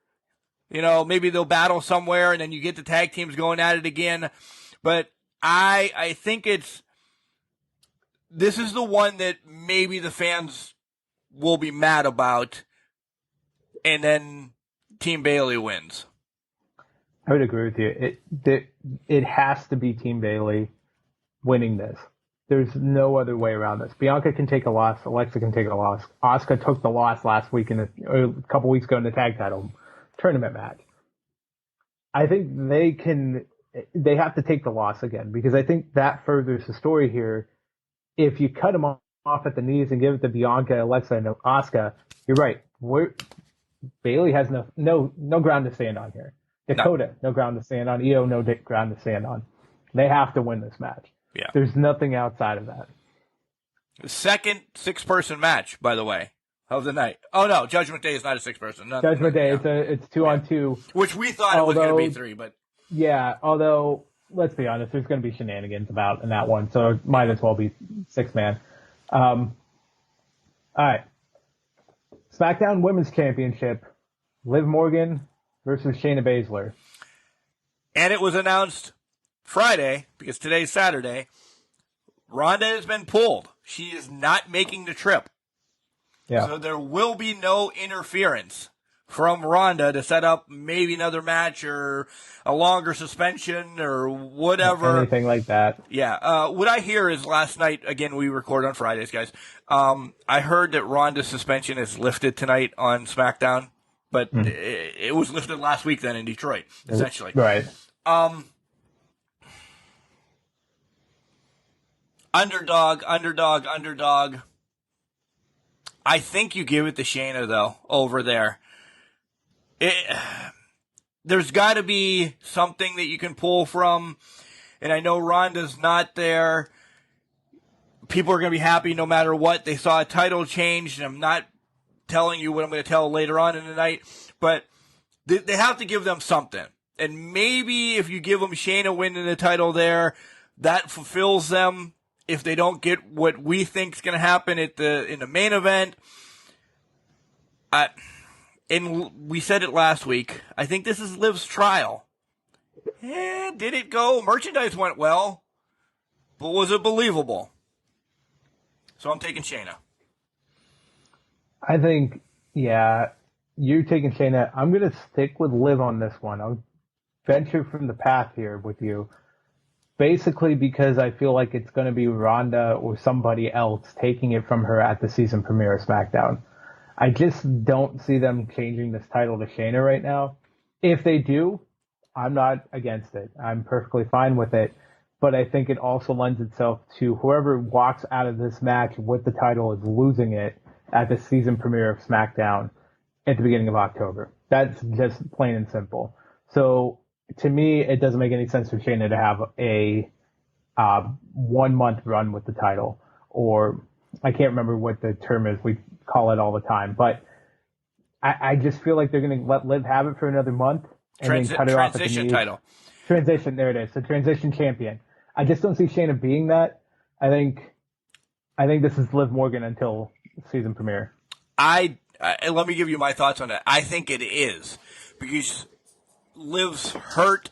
She works on her arm. She taps, whatever. Liv is still in good spirits. She fought this, that, and the other. Shayna is bad, this, that, and the other. Ronda then returns, gets a title on that season premiere to bring back, because then Shayna's out of the picture. As soon as she's in, she's out. Because then on that season premiere, you're getting the return of Flair, and we're getting that back. Yeah, that's going to be the match that run back at SummerSlam, or at Survivor Series. Yep. Sure as hell. So yeah. We're on the same page. It's just how we're going to get to, because how is it going to happen? I feel like we could have it be Ronda beats Liv at season premiere. Again, we're on the same page. It's just how we get there. I'm thinking Ronda beats Liv at season premiere. Charlotte walks out at that point, ruins her thunder, and then we're building back up for hopefully what will be not as lackluster as we saw this past spring. Yeah. So, all right. The most hated match on the card that Monday brought F-bombs and everything that you wanted out of this. Riddle versus Seth freaking Rollins. I hope this steals the show after what they did Monday night. They executed to a T Monday night. Yeah. I agree. This has to steal the show. The thing is, and after seeing these memes and everything all week, Rollins is so unselfish. He gave Cody 3 wins, this, that, and the other. This would be the perfect time to give it to Rollins and kind of, because we're seeing a little change in Riddle, okay? Riddle can take a loss and maybe rebrand a little bit away from my bro Randy, and maybe he gets a little bit of a more edgier heel turn or something as well, and hates the people because of the divorce. Or this could be in a great storyline. This could be. I think if Riddle wins, we don't get that storyline, and I think they're losing money on it. That's essentially why I'm taking Rollins to win this match. My thought process is we're gonna get less bro Riddle after this match. It's done. It's Mean Streak Riddle now. And I think this plays perfectly into a potentially Randy Riddle WrestleMania match. Because Randy's going to come back. They're going to be clashing styles, and Riddle's going to turn. So I think I'm going to say this match ends in a no disqualification or in a disqualification or no contest. Because the hatred is there enough that I don't think the rules are going to combine, or Riddle's going to get disqualified, because I feel like somebody's going over the top in this match, and somebody's going to be a sacrificial lamb, but there's not going to be a clear finish. I think the finish comes at a later date, whether that be maybe the season premiere Raw or pay-per-view down the line. This is carrying on for a few months, because we're just getting started in this thing, and they're already throwing bombs and fires between these two. All right, I didn't know we were gonna allow no DQs or judgment. I want to piggyback you then. I mean that if there's gonna be probably one match that separates us, it's gonna be the Shayna and Liv thing that separates us. Yeah. So I'm changing mine then. I agree. I completely agree. This is match one of maybe a 3-month story, because when did we say Randy's coming back? Roughly Rumble. Yeah. So we can get there in 3 months. Riddle can, I don't know, piss off Elias that is hurt or whoever for a couple shows. Yeah. So I agree. This could be carried on for a while. So I'm going no DQ as well. Deal. Yeah, I'm sorry I changed it, but. No, you're good. No, because to me, I feel like there's just going to be a disqualification or it's going to be no contest. Yeah. That's the only thing I can think of with this. I feel like there's money to be made on this, and you said it yourself. Riddle wins, there's no money. Yeah. But if he loses, there's money in it. So I feel like they can continue it. I wouldn't be surprised if Rollins hook and crooks this and steals it. Riddle just can't win this match. No, he can't. He can't. So I just think the emotions are high. That's how we get the DQ or no contest in this. Yeah, deal. I good. I'm glad we're on that page. Yes. Okay. So that goes for All Out then as well. If we think something, okay. Yeah, that goes for All Out. I didn't realize we were putting that constraint on it. Once in a while we do. So we do. That's fair. Okay. All right. The big one. The big dog. The Scottish Big Sword. We got this all. It's the Undisputed Universal title match. Roman Reigns, Drew McIntyre. Who you got? We always make reference to this whole season premiere thing, and there's a lingering draft coming, and so on and so forth. And Roman doing less shows. So, if you understand where I'm going, you know that I'm going to take Drew to take the titles off of Roman Reigns. However he does, cutting his head off or whatever, because I think it hurts WWE at the season premiere when they say, we're splitting the titles again. Or at the draft, when they draft a title off of Roman. I think they don't want to hurt Roman. Somebody can fuck him over. Maybe Sammy does something, or if he's there, whatever. Roman's not going to get hurt in this.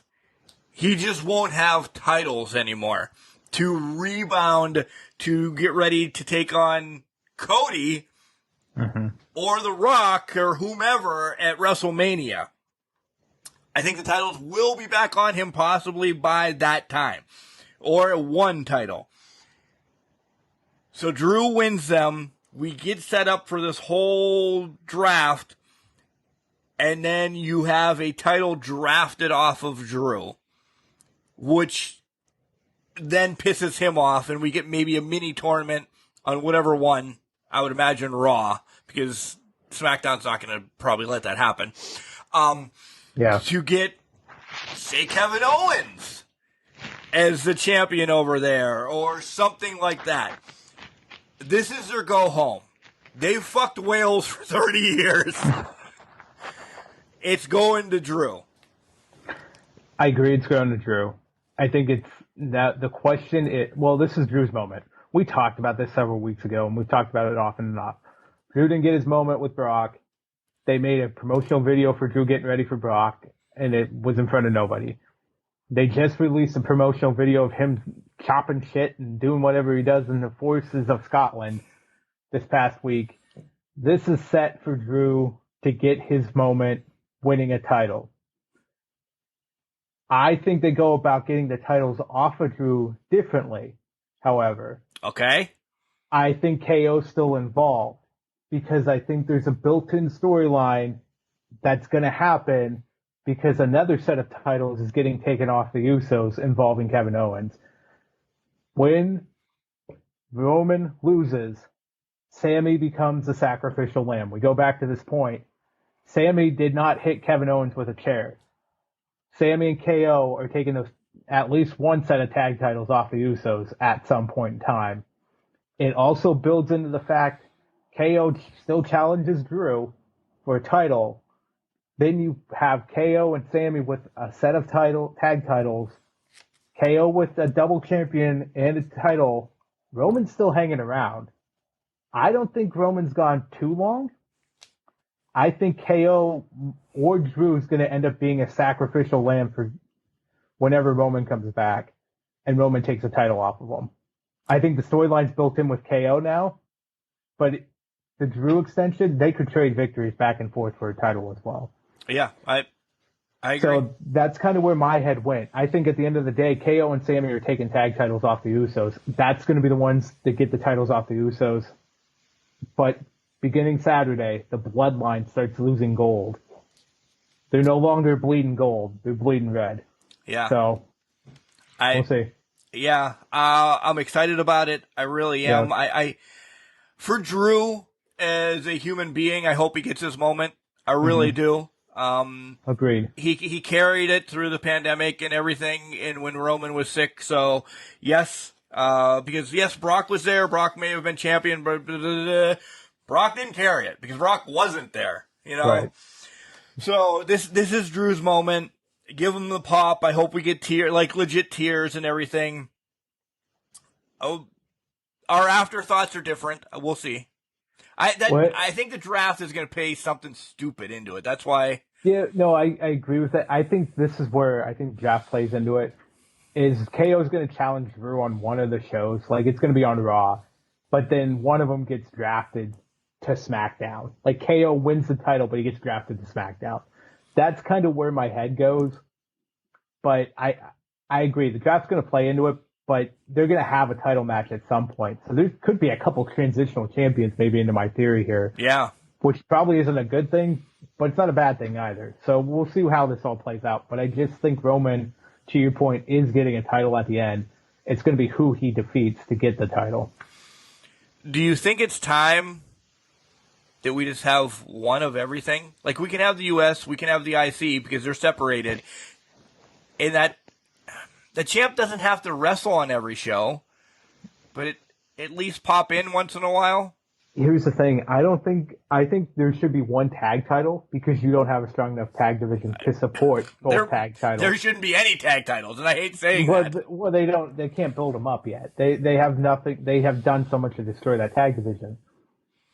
But going off of that, I don't think they can move towards a one title format until Roman is completely out of the title picture. Because Roman, lesser schedule, he's not going to go to both shows. He's not going to promote both shows unless he's going to do one a week. But even then, some days he's going to end up traveling Friday through Monday, and he's not going to like that. So it's how do you offset that and how do you try to do that? I just don't see them going back to one title per company. Yeah, for a while.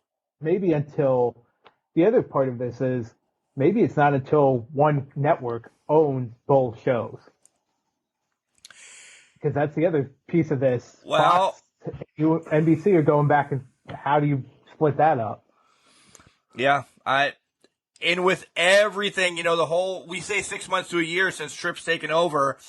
If the numbers begin to crawl back up and everything, I got it, by the way. Good catch. If the numbers begin to crawl, is there a huge bidding war, or they both just piss on a fire and hope one can put it out and the other one can't?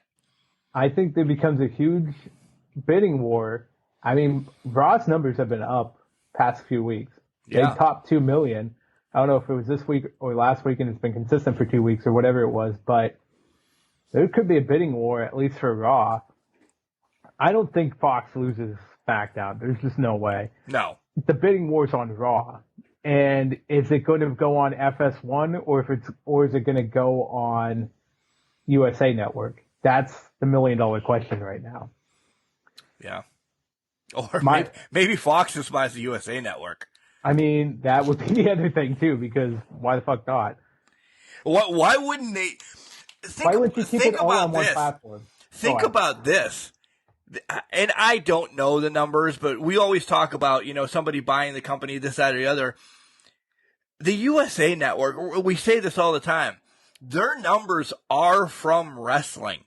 Yeah. Because everything else that they put on, maybe the dog show once a year that they have on gives them numbers from, my wife or people that love dogs as well. Yeah. What else live did they have on USA? I'll tell you what, Mark. I don't know, but I do know they put on European League football because when I was flipping through yesterday, they had on soccer. So that was the only other live event. But it's middle day. Nobody fucking knows it's on there. I wouldn't have known if I wasn't flipping through channels at 1:30 in the afternoon. At work. I wasn't working yesterday. I know, I'm saying, but yeah. That, besides the point. But yeah, to your point, there's nothing else live. There's nothing else on there besides reruns. They've gotten rid of all of their original shows. So just buy the USA Network and say, all right, it's still going to be called the USA Network by Fox. Yeah. Then Fox now has another platform. Hey, guess what? On Sundays, we can have another football game. Exactly.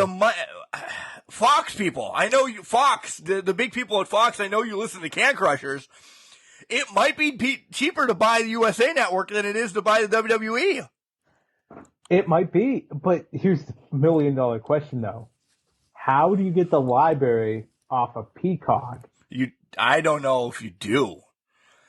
But can you run both though? That's the question.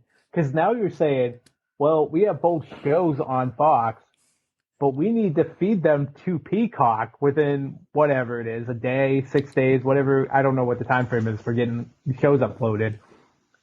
You're going to tell me Peacock's just going to sit there and say, yes, we'll take your shows. Please bring them to us. Like, how does that work? Like, obviously they have to, it's by contract, but how do you sit there and have that distinction? I feel like if you're moving off of USA, everything has to move. I agreed. How long is this Peacock contract? You don't have to look it up. I thought maybe it was like a random. I don't know if it was 10, but I know it was more than 5. Yeah, and they've been only on there, what, 2 maybe? Yeah, maybe. I'm looking it up right now. Give me a second here. I don't type as I don't It type. was right before it was trying to get this one only says that that's with Hulu. It expires in 2022. I'm trying to get a different.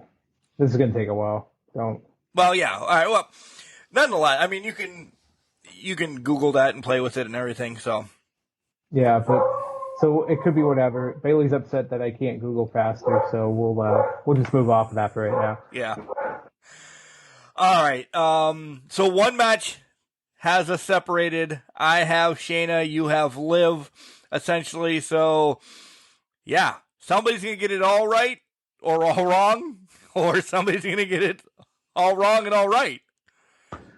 All it takes is one. That's all it is. And all it is. So, I guess that's just our warm-up matches. Yeah, our predictions are in, but maybe I'm fighting Cody Hetrick and you're fighting Moochie.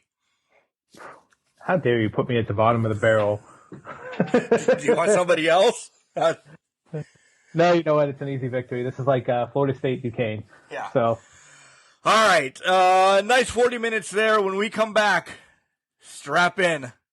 We're going all out for at least an hour. 95 matches. And I have something to say about that, too. Hey, this is former WWE superstar Duke the Dumpster Droese, and you are listening to the Can Crushers Podcast. Welcome back, everybody, to Karen Crushers Podcast. We're going all out. All right, I'm done. Jenks, Yeah. I thought I'd never say this in my life. How many really matches? There's like 15 matches, right? 1, 2, 9 on the main card, 3 on the buy-in. So 12. 12 total. Maybe AEW can trim that a little bit. Yeah. Because it will start at 7 o'clock with the pre-show. 3 matches there. And it still won't be over by midnight. And it's going to be a 12:30, 1 o'clock gig.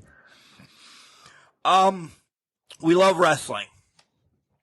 I think the perfect big card like this is maybe they can trim the pre-show first off and foremost. I'm always for that.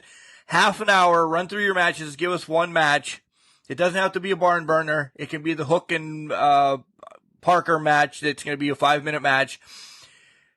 And then give us 8 or 9 matches on the card. And I know that doesn't sound like, well, you only trimmed it by like 2 matches. If they're 15, 20-minute, half an hour matches, that's an hour. Mm-hmm.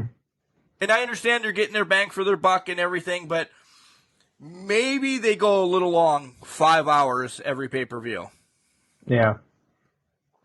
Well, it is. I feel like they need to reserve it for one big pay-per-view every year that does this magnificence. That's fantastic. But like Full Gear, Revolution, let's keep it 3 hours. I mean, Yeah. Go big. You guys have the talent to make it a great show for 3 hours. Then pick between Double or Nothing and All Out. Right. Which one is it? Which one is the big show? Pick which one it is, and then keep the other one at more of a minimalistic 3 hours. They got a lot to get through. And we got a lot to get through. We gonna tap out at some point. How do you keep going? And this is where we didn't say a lot about people jumping in, storylines. AEW is where we kind of deep dive into a little bit more, saying this is going to lead to this is going to lead to that, because we don't know and we like playing the game. Yeah. We like playing the big game. Yeah. And this is going to give us a lot. There's a lot of potential here for big game matches. Yeah. And future storytelling. So let's see where we end up. Shall we? Shall we? All right. Let's start with All Out 0 Hour. Let's go pre-show.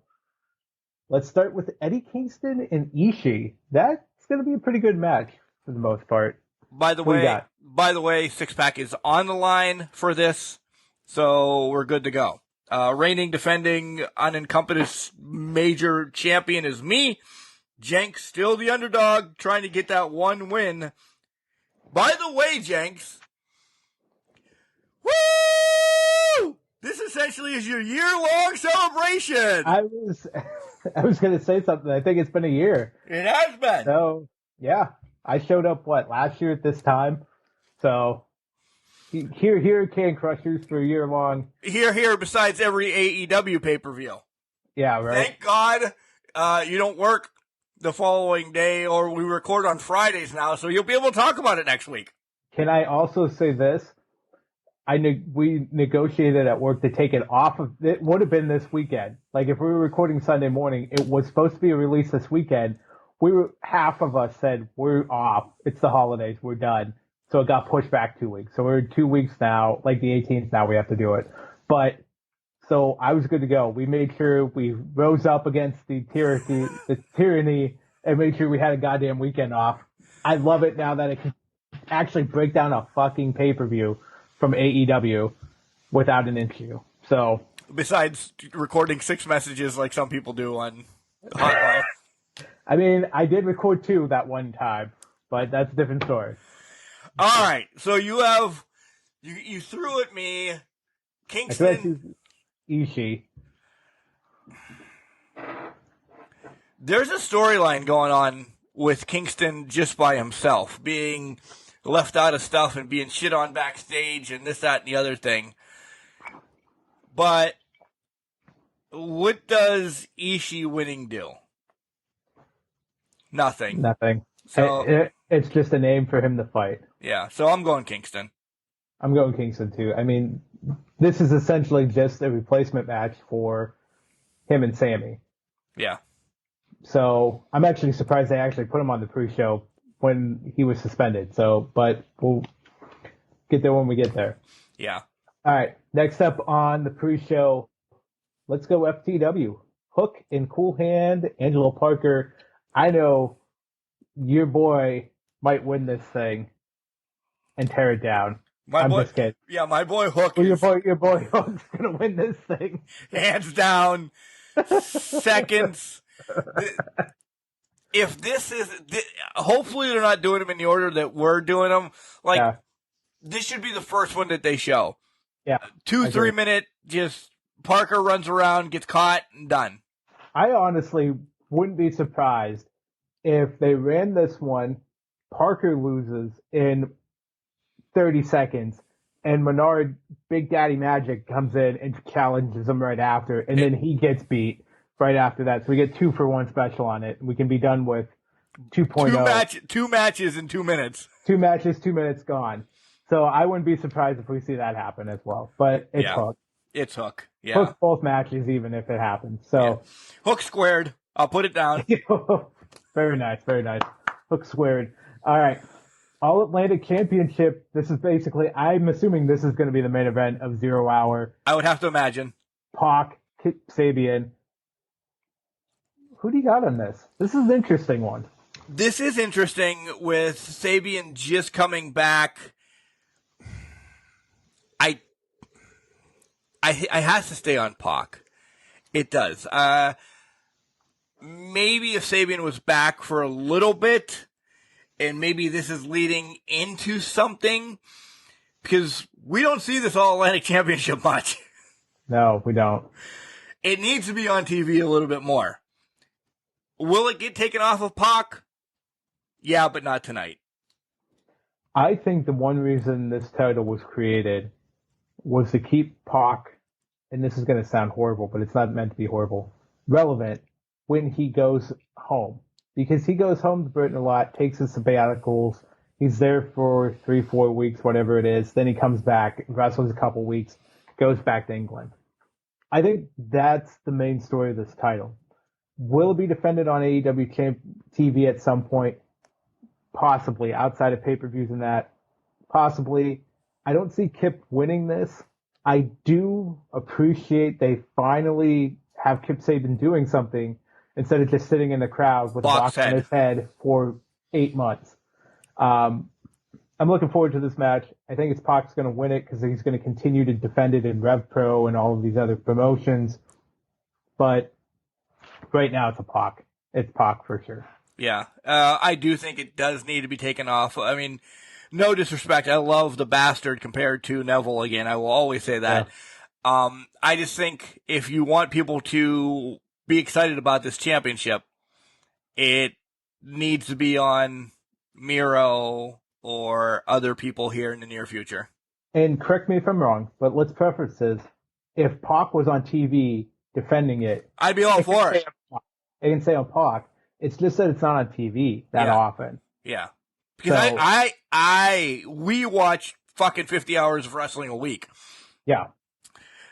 I forget that it exists until Pac is in a match. Exactly. Until Pac shows back up, I have no idea it was a thing. Yeah. And I'm not watching his Rev Pro match, and it's just because sometimes we can't. Well, that's exactly it. And when they put it on, it's usually on Dark or Elevation. Yeah. Neither of us are watching YouTube's that often, so. I did this week because IWC, a lot of IWC people were on Very Dark. Nice. Yeah. So nice. By the way, Katie Arquette doing the old Rick Rude. Yeah, she pulled the Rick Rude. That's the fourth one this year, something like that. Yeah. Good job, Katie Arquette, pulling the Rick Rude. Even though they can't, Corey Graves calling her Katie Ark. Yeah, Katie Ark. And Danny Moe, that's Danny Moe, is really Danny Moe. And then Kay Sparks is Kayla Sparks that had a movie about her recently. Like, why not give her props in her, like, full name? Trademark, man. Trademark. Yep. That's exactly what it is. All right. Up next, let's go to probably, I'm going to assume, the craziest match of the night. Casino ladder match for a future shot at the AEW World title. Claudio, Wheeler Yuta, Ray Phoenix, Penta, Rush, Andrade, Dante Martin, and the Joker. Who you got? There's actually a lot in this I don't want to see win. Okay, let's go through that list. What are you looking at here? Dante, not there yet. Phoenix, I think then you get a singles run by them. I think you need to keep the Lucha Bros together more. Like, they need to maybe turn back around and get into something. Claudio, dude, is a champion already. Come on. Yeah. He should be able to get a title shot when he wants one. Same thing with Yuta. This is the Joker's, I think, to win. Now, who the fuck's the Joker? Who is the Joker? There's low-hanging fucking fruit of saying it's going to be MJF. Okay. If it's MJF, this isn't going to start the card. Mm-mm. So I think this starts it because this is a very big, high, get the crowd absolutely nuts match. Yeah. There's one other person that I think it can return, and it's a title shot. Doesn't say what title, right? No, it's world title. Does it say AEW world title? It says AEW World Championship. Oh, see, all right. So I didn't dive into that because I was saying Samoa Joe wins this and he challenges Claudio. Who wouldn't want to see that? Because Joe's done filming whatever the hell he filmed. My Joker has been Joe for 2 weeks now. I had not even thought of Joe, to be honest. I was struggling to figure out who the fuck the Joker would be. But I was picking the Joker in this match. You saying Joe, who the fuck wouldn't want to see Joe and Moxley or go toe-to-toe? Or whoever, Moxley, even Punk, my God in heaven, blow off the roof at Grand Slam, Punk and Joe. So you're selling tickets. So we're going both Joker. We're both going Joker. But whoever the Joker is, our pocket is on Joe right now. Our pocket, I think the over-under, I think Vegas odds would be on Joe for this, but it's the Joker. Joker wins this, hands down, because Rush has already had the title shot. He's not going to get one against Punk. If there was somebody else that I would want, I love Rush. Like, Sammy Guevara is my man crush. Rush might be my second man crush. That's fair. That is perfectly fair. I think now if we see Claudio or Wheeler win this, I'm actually going to be upset. Like, there'll be great matches. I think it dictates who wins the world title match later on in the night. If one of those two win. Touche. So that's why I don't think that's going to happen. I think it's a Joker. To your point, Ray and Penta, they're not going to get world title shots. They faced these guys, Punk and Moxley, before separately. On Dynamite, on Elevation, yeah. It's not going to happen again. Dante's not getting another title shot. I'd be shocked if they gave it to Andrade because I feel like Andrade's in the same boat as FTR, Malachi, and that. Yeah. And that's sad. That was the first time we mentioned Andrade's name in this. It is. Yeah, it is. And I just think it's Joker at this point. And praying to God it's Joe because we know that Grand Slam, let's be honest, they say future shot at the world title. It's going to happen at Grand Slam in 2-3 weeks because that's how they work these ladder matches and battle royals and all that. So it's going to be at Grand Slam. Joe Punk, Joe Moxley, it's tearing the roof off the place. So yeah, if it's MJF, I'm disappointed because then it's going to be that just like you said, it's going to be on Grand Slam, and we're not going to get the build that we want for what the hell's the next one that I just said is announced? Full Gear. Yeah. Full Gear. Like, I want when MJF does come back, I want the tomorrow night till Full Gear build. Yeah, I completely agree. Yeah. But I think also MJF entering this ladder match does not make any sense. Nope. And he cannot come out even when the Joker buzzer goes off. I think he has to stroll out at the very end, climb up the ladder, retrieve it. They could play the storyline of MJF took out the Joker and stole his spot afterwards. And everybody's dead in the ring then. Everybody's dead in the ring, and then MJF just walks out. They could play that card. But again, to your point, it then sells MJF having this title shot in 2 weeks. But maybe it doesn't. Maybe MJF wasn't supposed to be there. He comes through the crowd, takes the title shot.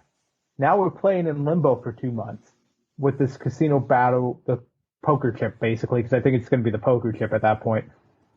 He just holds the poker chip hostage and demands the shot at Full Gear.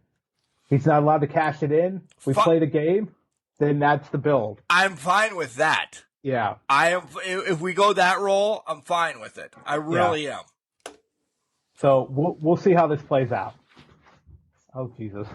There's a freaking horse running through my house. All right, here we go. A horse? When she gallops fully down the hall, it sounds like a horse is running at you. All right, up next, 6-man tag, FTR, Wardlow, Lethal, and Motor City Machine Guns. I feel like we're both picking the same one, but, go ahead. Yeah, I'm excited the Motor City Machine Guns are going to be there. Again, you said it, either opening segment or last segment because we were referencing something. This is Wardlow's match. This is, as much as we love FTR, and it's cool to see the Motor City Machine Guns back, maybe we get a little bit of a snippet feud between Motor City and FTR down the line for ROH or AAA or something like that. Cool, all good matches, but Wardlow. Yeah. It's Wardlow's domination match, basically. Yeah. I think he's going to end up pitting one of the Motor City Machine Guns, to be honest, because they won't have Lethal take the loss, because I'm pretty sure they're going to meet again for a title shot. I'm just going to predict this. We're both on the same page with FTR and Wardlow. I'm going to predict Grand Slam, FTR, Motor City Machine Guns, ROH World Tag Team titles. I think that's going to be a title defense at Grand Slam. Makes sense. Perfect. Yeah. All right. By the way, we're starting SmackDown with a ton of Celtic stuff around the ring. Hey. Maybe it's the Vikings that are out there. I don't know what the hell Celtic this is. or Vikings? Oh, it's the Vikings. They're the Shields. Never mind. Not the Shield, but it says Raid! Raid! So, all right. That is definitely a Viking boat looking thing. All right. I just turned it off of On Patrol Live for this, so we'll see what happens here. Yeah, is it what is this match? I don't know. Go ahead. I fucking don't know.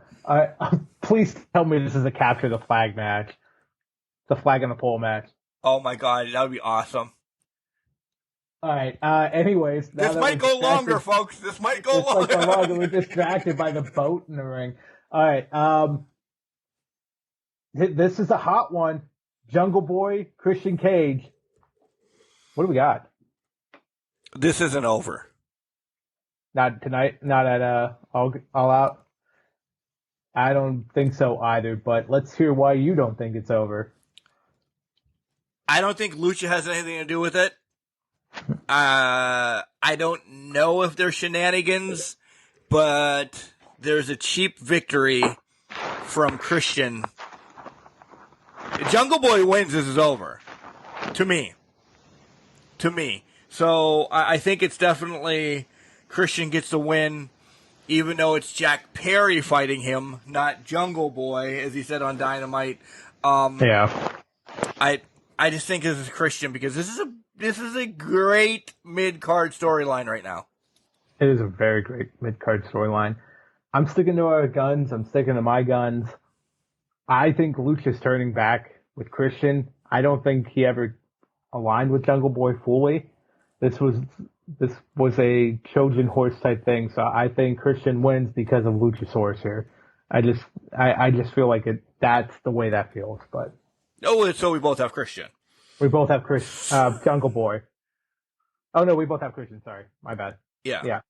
Yeah, ref gets distracted maybe. And then Lucha comes up or some BS like that. I'm distracted by this fucking boat. All right. Anyways. Go ahead. Ricky Starks, Powerhouse Hobbs. This is quick. I really think this is quick. And this is not that Starks needs that push because he's going. This is elevating Starks. This is Starks' start to something big. Well, I just think they're not going to linger on Hobbs and Stark's storyline here. Team Taz was essentially cut dead in the water, literally out of nowhere. It was dead in the water anyways, but it just got cut. So I think this is going to be the same. I could see it being a short match. I'm going to give it like maybe 7 to 10 minutes. Let Starks get in some big moves, or let Hobbs get in some big moves, but Starks wins this match. I'm going Starks too. Yeah. Danielson and Jericho. This is exciting. This is probably one of Mark's mark-out matches. Like, don't bother me. We might not be texting during this match. I think we're going to get a big turn, and I think this leads to something on Wednesday night as well, because it's already been announced that Yuta and Garcia will be going for the ROH title as well. I think Daniel Garcia is a motherfucking star. Yep. And he plays a huge part in this. And we get the turn, and he goes with the winner of the match, Bryan Danielson. I hate that we're so in sync right now because this is the exact thought I had. It's Garcia's going to win this. Garcia's going to help Danielson win this match. By Bryan Danielson too. I think Garcia wins the pure title on Wednesday on Dynamite too. It's in Buffalo. It's in his hometown. And let's be honest, Garcia is going to join the BCC at some point. I think Wednesday night. I think Wednesday night you beat Yuta in a pure wrestling match. You have Yuta's respect. Maybe he's already faced Moxley. So he has Mox's respect. That's exactly what Yuta had to go through. I think Regal, after the match Wednesday night, comes out and shakes his hand and says, "Welcome aboard." Yeah, I would agree. And they were all happy with that. And they were all fine with that. So far, you're not getting the six-pack. I know. I'm looking at the other 4, and I'm trying to pick which one I'm going to differ from you on, and I can't predict it right now. So we'll see. Because I have to pick one. I have to pick one to try to get the title. So we'll see what happens. But TBS title, Athena Jade. Who do you got? It's not time yet. I love Athena. I do. We've been waving this flag that she's going to have both belts at some time. I really think so. And maybe she just I don't need this one. This was just a stepping stone. It might be 6 months yet. And I know her wins are against, and I hate to say this, enhancement talent to make her 55-0 or whatever the hell she is. Just the way Ember Moon, Athena, or whatever the hell you want to call her, I don't think it's it. I don't think it's it. I think Jade stays. This one hurt. I don't know where to go on this one. Because Athena is a prime candidate to take the title. Let's be honest. This is the first time they met, though. This is the first time they met in a match. I'm going Jade because I've seen photos. I follow Chris Statlander on Instagram. This knee injury is not as serious as the last. It seems like she's not in heavy braces. She's not in physical therapy. I feel like Statlander might be the one to take the title off of Jade. We said that many moons ago. Months before Athena came out. Yeah, exactly. And when Athena came out, it was, which one's going to do it? And then they announced that Chris is injured. So then it was like, okay, it's Athena, it's Athena, it's Athena. This past week on Instagram, Statlander's not as injured. This was not a bad knee injury. She's working out in her home gym. She's doing her own thing. I feel like we have Statlander come out at All Out, not during the match, but after the match. I'll go Jade here because I think Statlander is the one to take it off of her at a later date and time.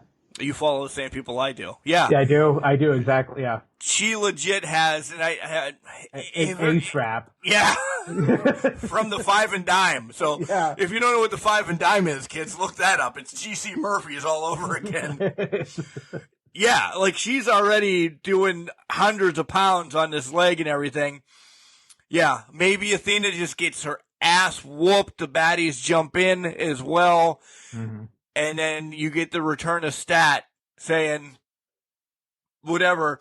In the TBS title, I honestly think you're going to see it change hands.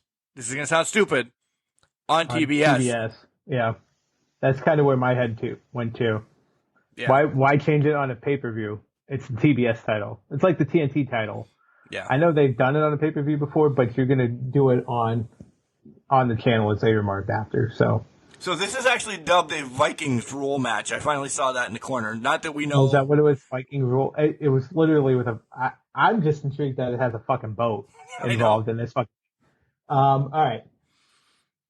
World Tag Team titles that should have gone to the FTR, but Swerve in Our Glory and the Acclaimed. With Daddy Ass in tow. By the way, ladies and gentlemen, get your Scissor Me Daddy Ass t-shirts at ProWrestlingTees.com. Yeah, not sponsored yet. Sponsored yet, yeah, come on. That's one free plug. That's it. I really want the Acclaim to get these. I really do. But this might actually give me something to say, holy shit, Swerve in Your Glory has something. I do believe the Acclaim is going to be the team to take these titles now. Because Pride and Powerful, Santana Ortiz are not around, and I don't know if everybody else is set up yet. But I don't think yet. I think somehow, and it's like talking about the Street Profits, they find a way to beat them, or the Ass Club comes out and causes like a disqualification or something. Retaining the titles some way is Swerve in Your Glory. I'm all in. Let's go. Scissor Me Daddy Ass. It's the Acclaim. So. I'm going for it. I'll differ from you on this. I'm picking the Acclaim because I feel like... I won't be mad. I know you won't be. Swerve in Our Glory... Never got over. Never got over. It's not. It feels like it needs to run its course. I think it's running its course right now. It ran its course. Yeah, and I feel like if we're gonna build in this FTR hatred storyline because it gets FTR back to the tag titles, I think if they turn heel, they have to do it against the Acclaimed and beat the Acclaimed as a heel because the Acclaimed is so over right now. I think that's just the perfect combination for Full Gear and a title change. So. You already have Motor City Machine Guns going against FTR at Full Gear. No, I have them going at Grand Slam. Oh, okay. For the RH title, I think FTR gets finally their AEW title shot at Full Gear against the Acclaimed. Okay. Yeah. So I'm going Acclaimed. I hope so. Scissor me. I really hope so, but I think... I think there's shenanigans in this match. I really do. I think like the Ass Boys come out and maybe I don't know. I don't know. As much as I hated them essentially a year ago, I want them to be champs, but I don't know. Again, last night they said something about the match. We don't know what it is because we're not there yet in real time. This might be the one that I have the asterisk by. Maybe I'll text Jenks early tomorrow morning on the way to Pittsburgh and say, please, can I change this? And we'll talk about it next week. But we'll see. But as of right now, recording, I I think they still want Swerve in Your Glory to get over, and I don't know. I guess in my opinion, does he have Thor's hammer? Yes. Like his Mjolnir? You're fucking kidding me. All right. How are these fucking Captain America shields still around the ring after they've all bounced off the rope? Surprised. I am surprised right now. All right. Also, if you're a Marvel fan, you know that Paul Rudd called that Jonathan before. So, anyways, but Mjolnir off the top rope. We'll jump into it. Okay. Fatal 4-way AEW Interim Women's Championship match. Toni Storm, Shida, Jamie Hayter, DMD Britt Baker. Mark, are you picking against Britt? That's the rough long pause that I have to have. Do I want to? No. But let's play it this way. Britt wins. Britt has beaten everybody in this. Sheeta's not getting it. If I'm wasting anybody, Sheeta ruined it by bringing the title that she has out. We're not doing 2-belt Sheeta or whatever. We're not doing that. So Sheeta's out. It's now between, honestly, Toni and Britt. I still don't see Jamie there yet, as much as I wouldn't mind. We need to build something for the next couple months because Rosa's not back. The money's in the chase, right? Yeah. Who the fuck knows when Rosa's coming back? It could be January, could be February. And then March is right around the corner where Britt and Rosa always have a barn burner. They have an annual St. Patty's Day slam. So I have to say it's going to Toni. And by March, it will be on Britt, and Rosa and Britt will have their burn-off match again. Yeah. So the thought process I toyed with was Hayter gets a fluke victory here, wins the women's title. Britt and Rebel execute whatever plan they had in place back in May with the Owen Hart tournament. But it's not going to happen. It's Toni's time. It was Toni's time already. The writing was on the wall 3 weeks ago before we knew Rosa was out. Toni Storm was getting this title. There's no way they're changing that plan now. We're going to get Rosa Toni at some point for the titles. I don't think Britt wins them before St. Patty's Day Slam or before Rosa's back unless this injury for Rosa is very, very significant. And at that point, the title needed to be vacated and there should not be an interim title match. So I'm going to go, I think it's Toni Storm. I think there's a Rosa Toni Storm match. I'm guessing New Year's Day Slam. Okay. Don't be surprised if Britt wins the title at St. Patty's Day Slam, though, because I feel like this is an annual tradition at this point. They're going to do something else. Hell in a Cell, Exploding Barbed Wire Death Match. The women are going to go for it at St. Patty's Day for the title. Yeah. I know I always say this when we wrap this up, but essentially we're on the same page. But it's just our steps might be a little different, but we have Toni winning it, and then, like I said, Toni beats Britt, and then we get the, when Rosa does come back, we get that interim thing, but you have Toni and Rosa making it the championship. Yeah. But it's St. Patrick's Day. I would hope St. Patrick's Day is in Pittsburgh this year then. I would go in a heartbeat. Yeah, which, by the way, St. Patrick's Day is a Friday, so that leads to a Rampage live in 2023. Now, they'll do the 316 day. They'll do St. Patty's Day on 316 because they kind of did that. Wait, no, 315, right? So it's on Friday, so it's 315. 2023 St. Patrick's Day is on a Friday. Yeah, because it was on Thursday last year, so they did slam on the Wednesday, which was the 16th. So they'll do it on the 15th. Which is my birthday. Oh, in Pittsburgh? We're gonna go. We gotta go if it's in Pittsburgh. All right. By the way, I'm going to Buffalo this week. Do you know that? Sorry. Oh no, I didn't know that. Thanks for rubbing that in my face again. You're like Cody Hetrick with the Royal Rumble in Pittsburgh. Just rub that in my face all the time and make me feel real good about it. At least I'm telling you I'm going, and I'm not like That's fair. I'm That's not a like valid Nick point. Galbo showing up wearing a fucking West Virginia uniform. A valid point. All right, fair enough. I'm also happy that you're going. I can't imagine how electric that's going to be. All right, one final match. The AEW World Championship. Moxley. CM fucking Punk. Who you going with? It's in Chicago. We need that pop. And afterwards, MJF comes out. We get back to where we were before the injury, and it all makes sense. I love the Ace Steel thing, him getting fucking fined for slapping Punk across the face. I know, what was it, a week ago that we're like, man, Mox can run this and we're all right with it. Hook, line, and sinker, though, man, I'm in on this. This is Punk's moment.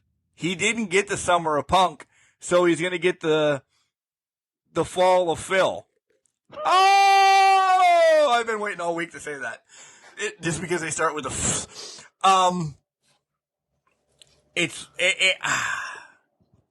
the money is still there with MJF if he's coming back, right? Yeah. He's coming back. Everybody wants it. Punk. Yeah. So, I talked earlier, if Claudio Wheeler won that title shot, Punk was winning. That was it. And if MJF shows up, Punk wins. It goes full circle. I'm sorry. I love Mox. We thought he was going to lose on Dynamite. He won in 45 seconds, and it was fantastic, and we fucking flipped their lid. Right. It's Punk this time. There's no way Mox gets past Chicago. I feel like Chicago is the Mecca. It's WrestleMania's, it's Undertaker's WrestleMania. So WrestleMania, Undertaker hand in hand. You cannot top Undertaker at WrestleMania. Two people have done it. It is what it is. That's the same thing for Punk in Chicago. It's a fucking chaos. They're going to riot if Punk doesn't win. I'm nodding my head yes the whole time, folks, by the way. It's CM Punk. It's CM Punk all the way. I like the MJF angle. Last year, we got Danielson and Adam Cole in the last 5 minutes of that pay-per-view. We're only going to get one, 3 initials this time. I think I'm in complete agreement with you. MJF's going to stroll out onto that stage or stroll into that ring and take him down, take out Punk. Which then, this better lead to, again, what is it called in November? Full Gear. Yeah, Full Gear, because I don't want it until then. I want the build-up. I maybe want another suspension. I may want, you can't touch each other until then. I want this September, October notice. I want this 3-month thing. And then it's MJF. If MJF doesn't get it from Punk, I'm going to riot. Yeah. I think an all out, watch MJF get arrested or get carried off by security, because it's not going to be MJF coming down the ramp. I think it's MJF coming from the crowd. Yeah. He's suspended. He's gone. He's going to come in through the crowd. That's the angle they're going to pull here. So, and then it'll be a month and a half until MJF somehow gets his contract back. And then we take it to Full Gear with Punk and MJF, because that's the end game. It brings a full year full circle. They've done this year after year. Reboot at New Year's. Reboot at New Year's, and we're level setting the playing field. MJF's going to be the champion by the end of the year, and it comes at Punk at Full Gear, so this has got to be Punk. Yeah. Notice, folks, that we really only said 2 surprises, essentially. MJF, which I think is not a surprise for everybody. Right. But Joe in the whatchamacallit match, the casino match, and maybe a Statlander. Nobody outside the company. I think anybody outside the company on this pay-per-view hurts them. I would agree. I also feel like there's a lot more people that are saying, whoa, we got options now. Because before, you didn't have options with WWE. You're either WWE or you're creating your own narrative and some other promotion. Now, we can go to both and get what we want. So there's not going to be a mass exodus into AEW, and there could be a mass exodus out of AEW. We could go full circle here at All In or All Out, but I just don't see it being people outside of the company. I think this is all internal returns at this point. So, Is the Trios Championship tonight, or is that on the paper? you know what? That's fair. Bleacher Report didn't have it on here, so it would be at the pay-per-view, but I don't think they have it on here because they don't know the third team, because the second team. So, make your predictions. Dark Order pay Adam Page now versus Best Friends. I feel like we know where this is going. Well, no matter what, I have Team Omega winning this now. So I think it's going to be Best Friends that get through. if it's Best Friends that get through, I would pick Best Friends. However, Adam Page not being on the pay-per-view is telling me this is Adam Page in the Dark Order versus the Elite. I don't know if I'm excited about that then. I don't know either, because I feel like we're going to get a torn Bucks scenario here. And do we go back to what happened 3 weeks ago with Page in the Undisputed Elite, where the Young Bucks are like torn? They don't know what to do. Now the guy they wanted to join with Page is on the opposite side of the ring. He wasn't supposed to be there. And they're sitting there like, do they lose and then Omega turns on them? Because Don Callis is still hanging around. And to me, this doesn't seem like a Kenny Omega united front with the Young Bucks. No. Omega still feels heelish to some extent. I think they lose. And I'll go out I'm going to say the winner of the Rampage is the winner of the tournament. I don't know if it's I feel like it's Page and Dark Order right now. But we don't know who it is at this point in time. We don't. We don't. I don't know. Yes, it's been pre-recorded. Maybe it has been leaked elsewhere. We didn't do our homework. I said it maybe 2 months ago. And I don't want to wave the flag of somebody that I don't like anymore, but they just need to be the first. I don't know if they'll be Trios champions long because of what you said, that Omega maybe screw them or something like that. But the Bucks, as much as I love them, and I've hated them in the past, and I now like their shtick and everything, they do have that little brashness of them saying, we were the first. Because there's only one first. Yeah. You can have 17 different longest championships. You've seen that across wrestling. But that's why I'll take them as the first, but I don't think they're going to be long. So you're going to take the under. I'll take the under. I'm going to put it as the under. I'm taking the under. I don't know who it's going to be. I would assume it's Page and Dark Order, which would throw a lot of our shit to the fan that we've said about Dark Order in the recent weeks. But if it's Best Friends, Orange Cassidy needs a win, and he needs titles bad. Best Friends need titles bad. Oh, you forgot about one more then, too. Who? It's the Sting, Darby, and... That one's not on here either. Yeah, Sting, Darby, and House of Black, right? Yeah, but who's Sting and Darby's partner? Miro. Oh, yeah. It's okay, so let's go for that six-man tag. That is not on Bleacher Reports. I don't know if they don't have all of them, but let's go there.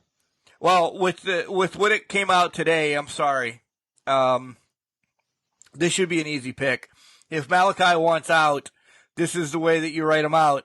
This really is the way you write him out. You say, do your contract and all out. Let Darby, if there's anybody in AEW that desperately needs a pay-per-view win, it's these two schmokes. I would have liked if Sting would have made the turn on Darby. I would have, but do we get a stupid Judgment Day thing here where they beat the House of Black, get the win, and then Sting joins them, but he beats the Christ out of Alistair, and now Darby and Miro are a team for a little bit? I don't like where this is going because of Malachi saying he wants his release. That's the only reason. I would have went House of Black full in. I can't now, though. I agree with that because before this was released, I was all in the House of Black on this because it made the most sense. But I'm going Sting, Darby, and Miro. I think the Sting's turn's coming after to be honest, don't be surprised if House of Black turns into a Sting, Darby, Brody King, and Buddy Matthews faction at some point. They all turn on Miro. On Malachi and Miro? What if we get the swerve? I mean, let's be honest. If they're going to give Malachi the release, Malachi has to be written off. Right. Miro is in a situation where he's fighting with people he would never fight with to begin with. The Redeemer is in a scenario his God has led him to. I'm making this off the cuff. What a turn on this one. His God has put him in a scenario where he is in the darkest of fucking pits and alleys fighting with these demons that are fighting amongst themselves. He's caught in the crossfire. They've destroyed Malachi. Sting, Darby go off, form the House of Sting, or whatever the fuck you want to call that now. Because this is going to hurt Julia Black somehow. Most. I know. The goddamn Julia Black, picture Julia I just... Hart. Yeah. Sorry, Julia Hart, not Julia Black, but Julia Hart, the most, who just turned. I think Miro's sitting there like, my God, what have you done with me? Maybe this does bring in CJ to the mix. Because we've talked about he's the Redeemer. He follows his God's word, follows his work. However, his God has led him into so many goddamn losses. Yeah. That he's not he's just not winning. At some point, he turns on his God. I think this has just more turning aspects to this now that Malachi's requesting his release than we know of. And maybe this was the original plan, and this is why Malachi wants his release. Is there something afoot in this match that was going to turn the tables on what he thought creatively for his group? Yeah. I don't know. I have no clue. And this match hurts me because of all of that came out. Because it was one, as much as I don't wave the flag, the only one I wave the flag of over there is Miro. Sting doing his thing. Darby doesn't get wins. I just feel bad for Julia. I agree with that completely because Julia's the one caught in the crossfire here. She's the one we said Miro was, but really it's Julia. She had just turned. This was a new leaf for her. She really hasn't been able to flesh out or fish out that role yet. No. And now Malachi's gone. She got caught, unfortunately. Yeah. I know. So, we have 2 matches that separate us. You have Swerve, I have Swerve, you have the Acclaimed, I have the Bucks, and you have the Under. I love that I have the Under in that. Otherwise, damn it, we're on point again. This is the bad thing about you and I having the same thought process here, I think.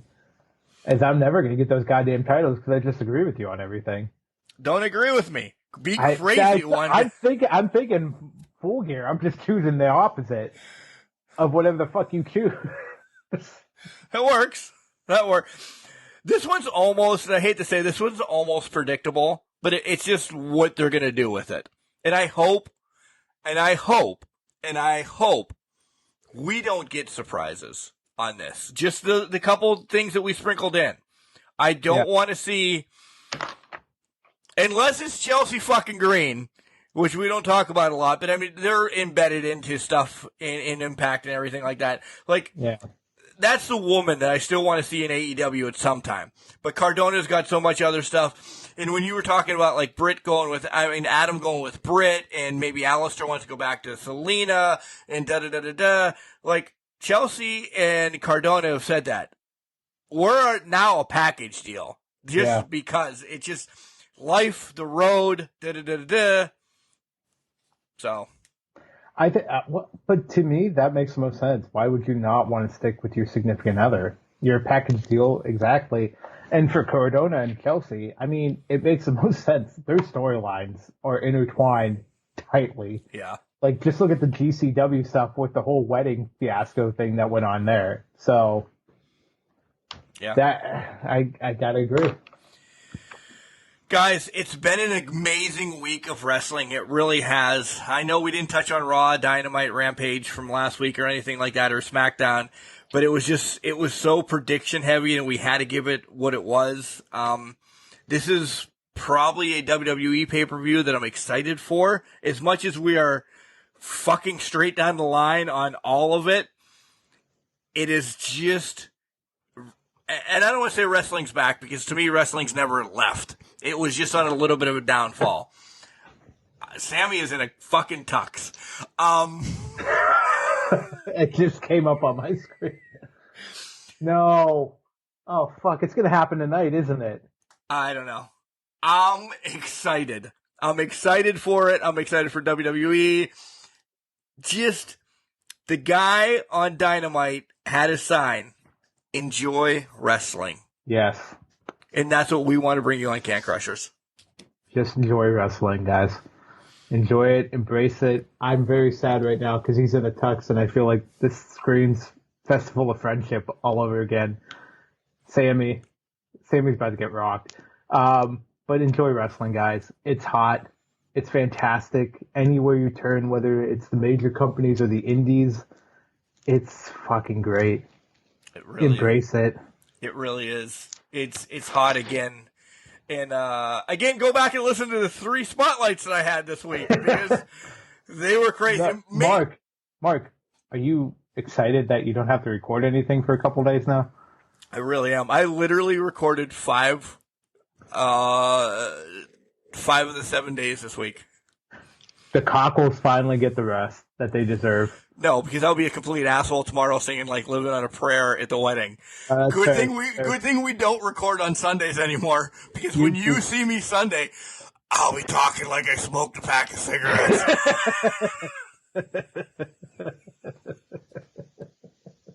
I love you. Let's wrap this shit up. Guys, if you made it this far, thanks for enjoying a long episode. Be prepared, because next week will probably be just as long. We'll start with our recap, and we'll dive into me going to Dynamite, and me going to Dynamite, and me going to Dynamite.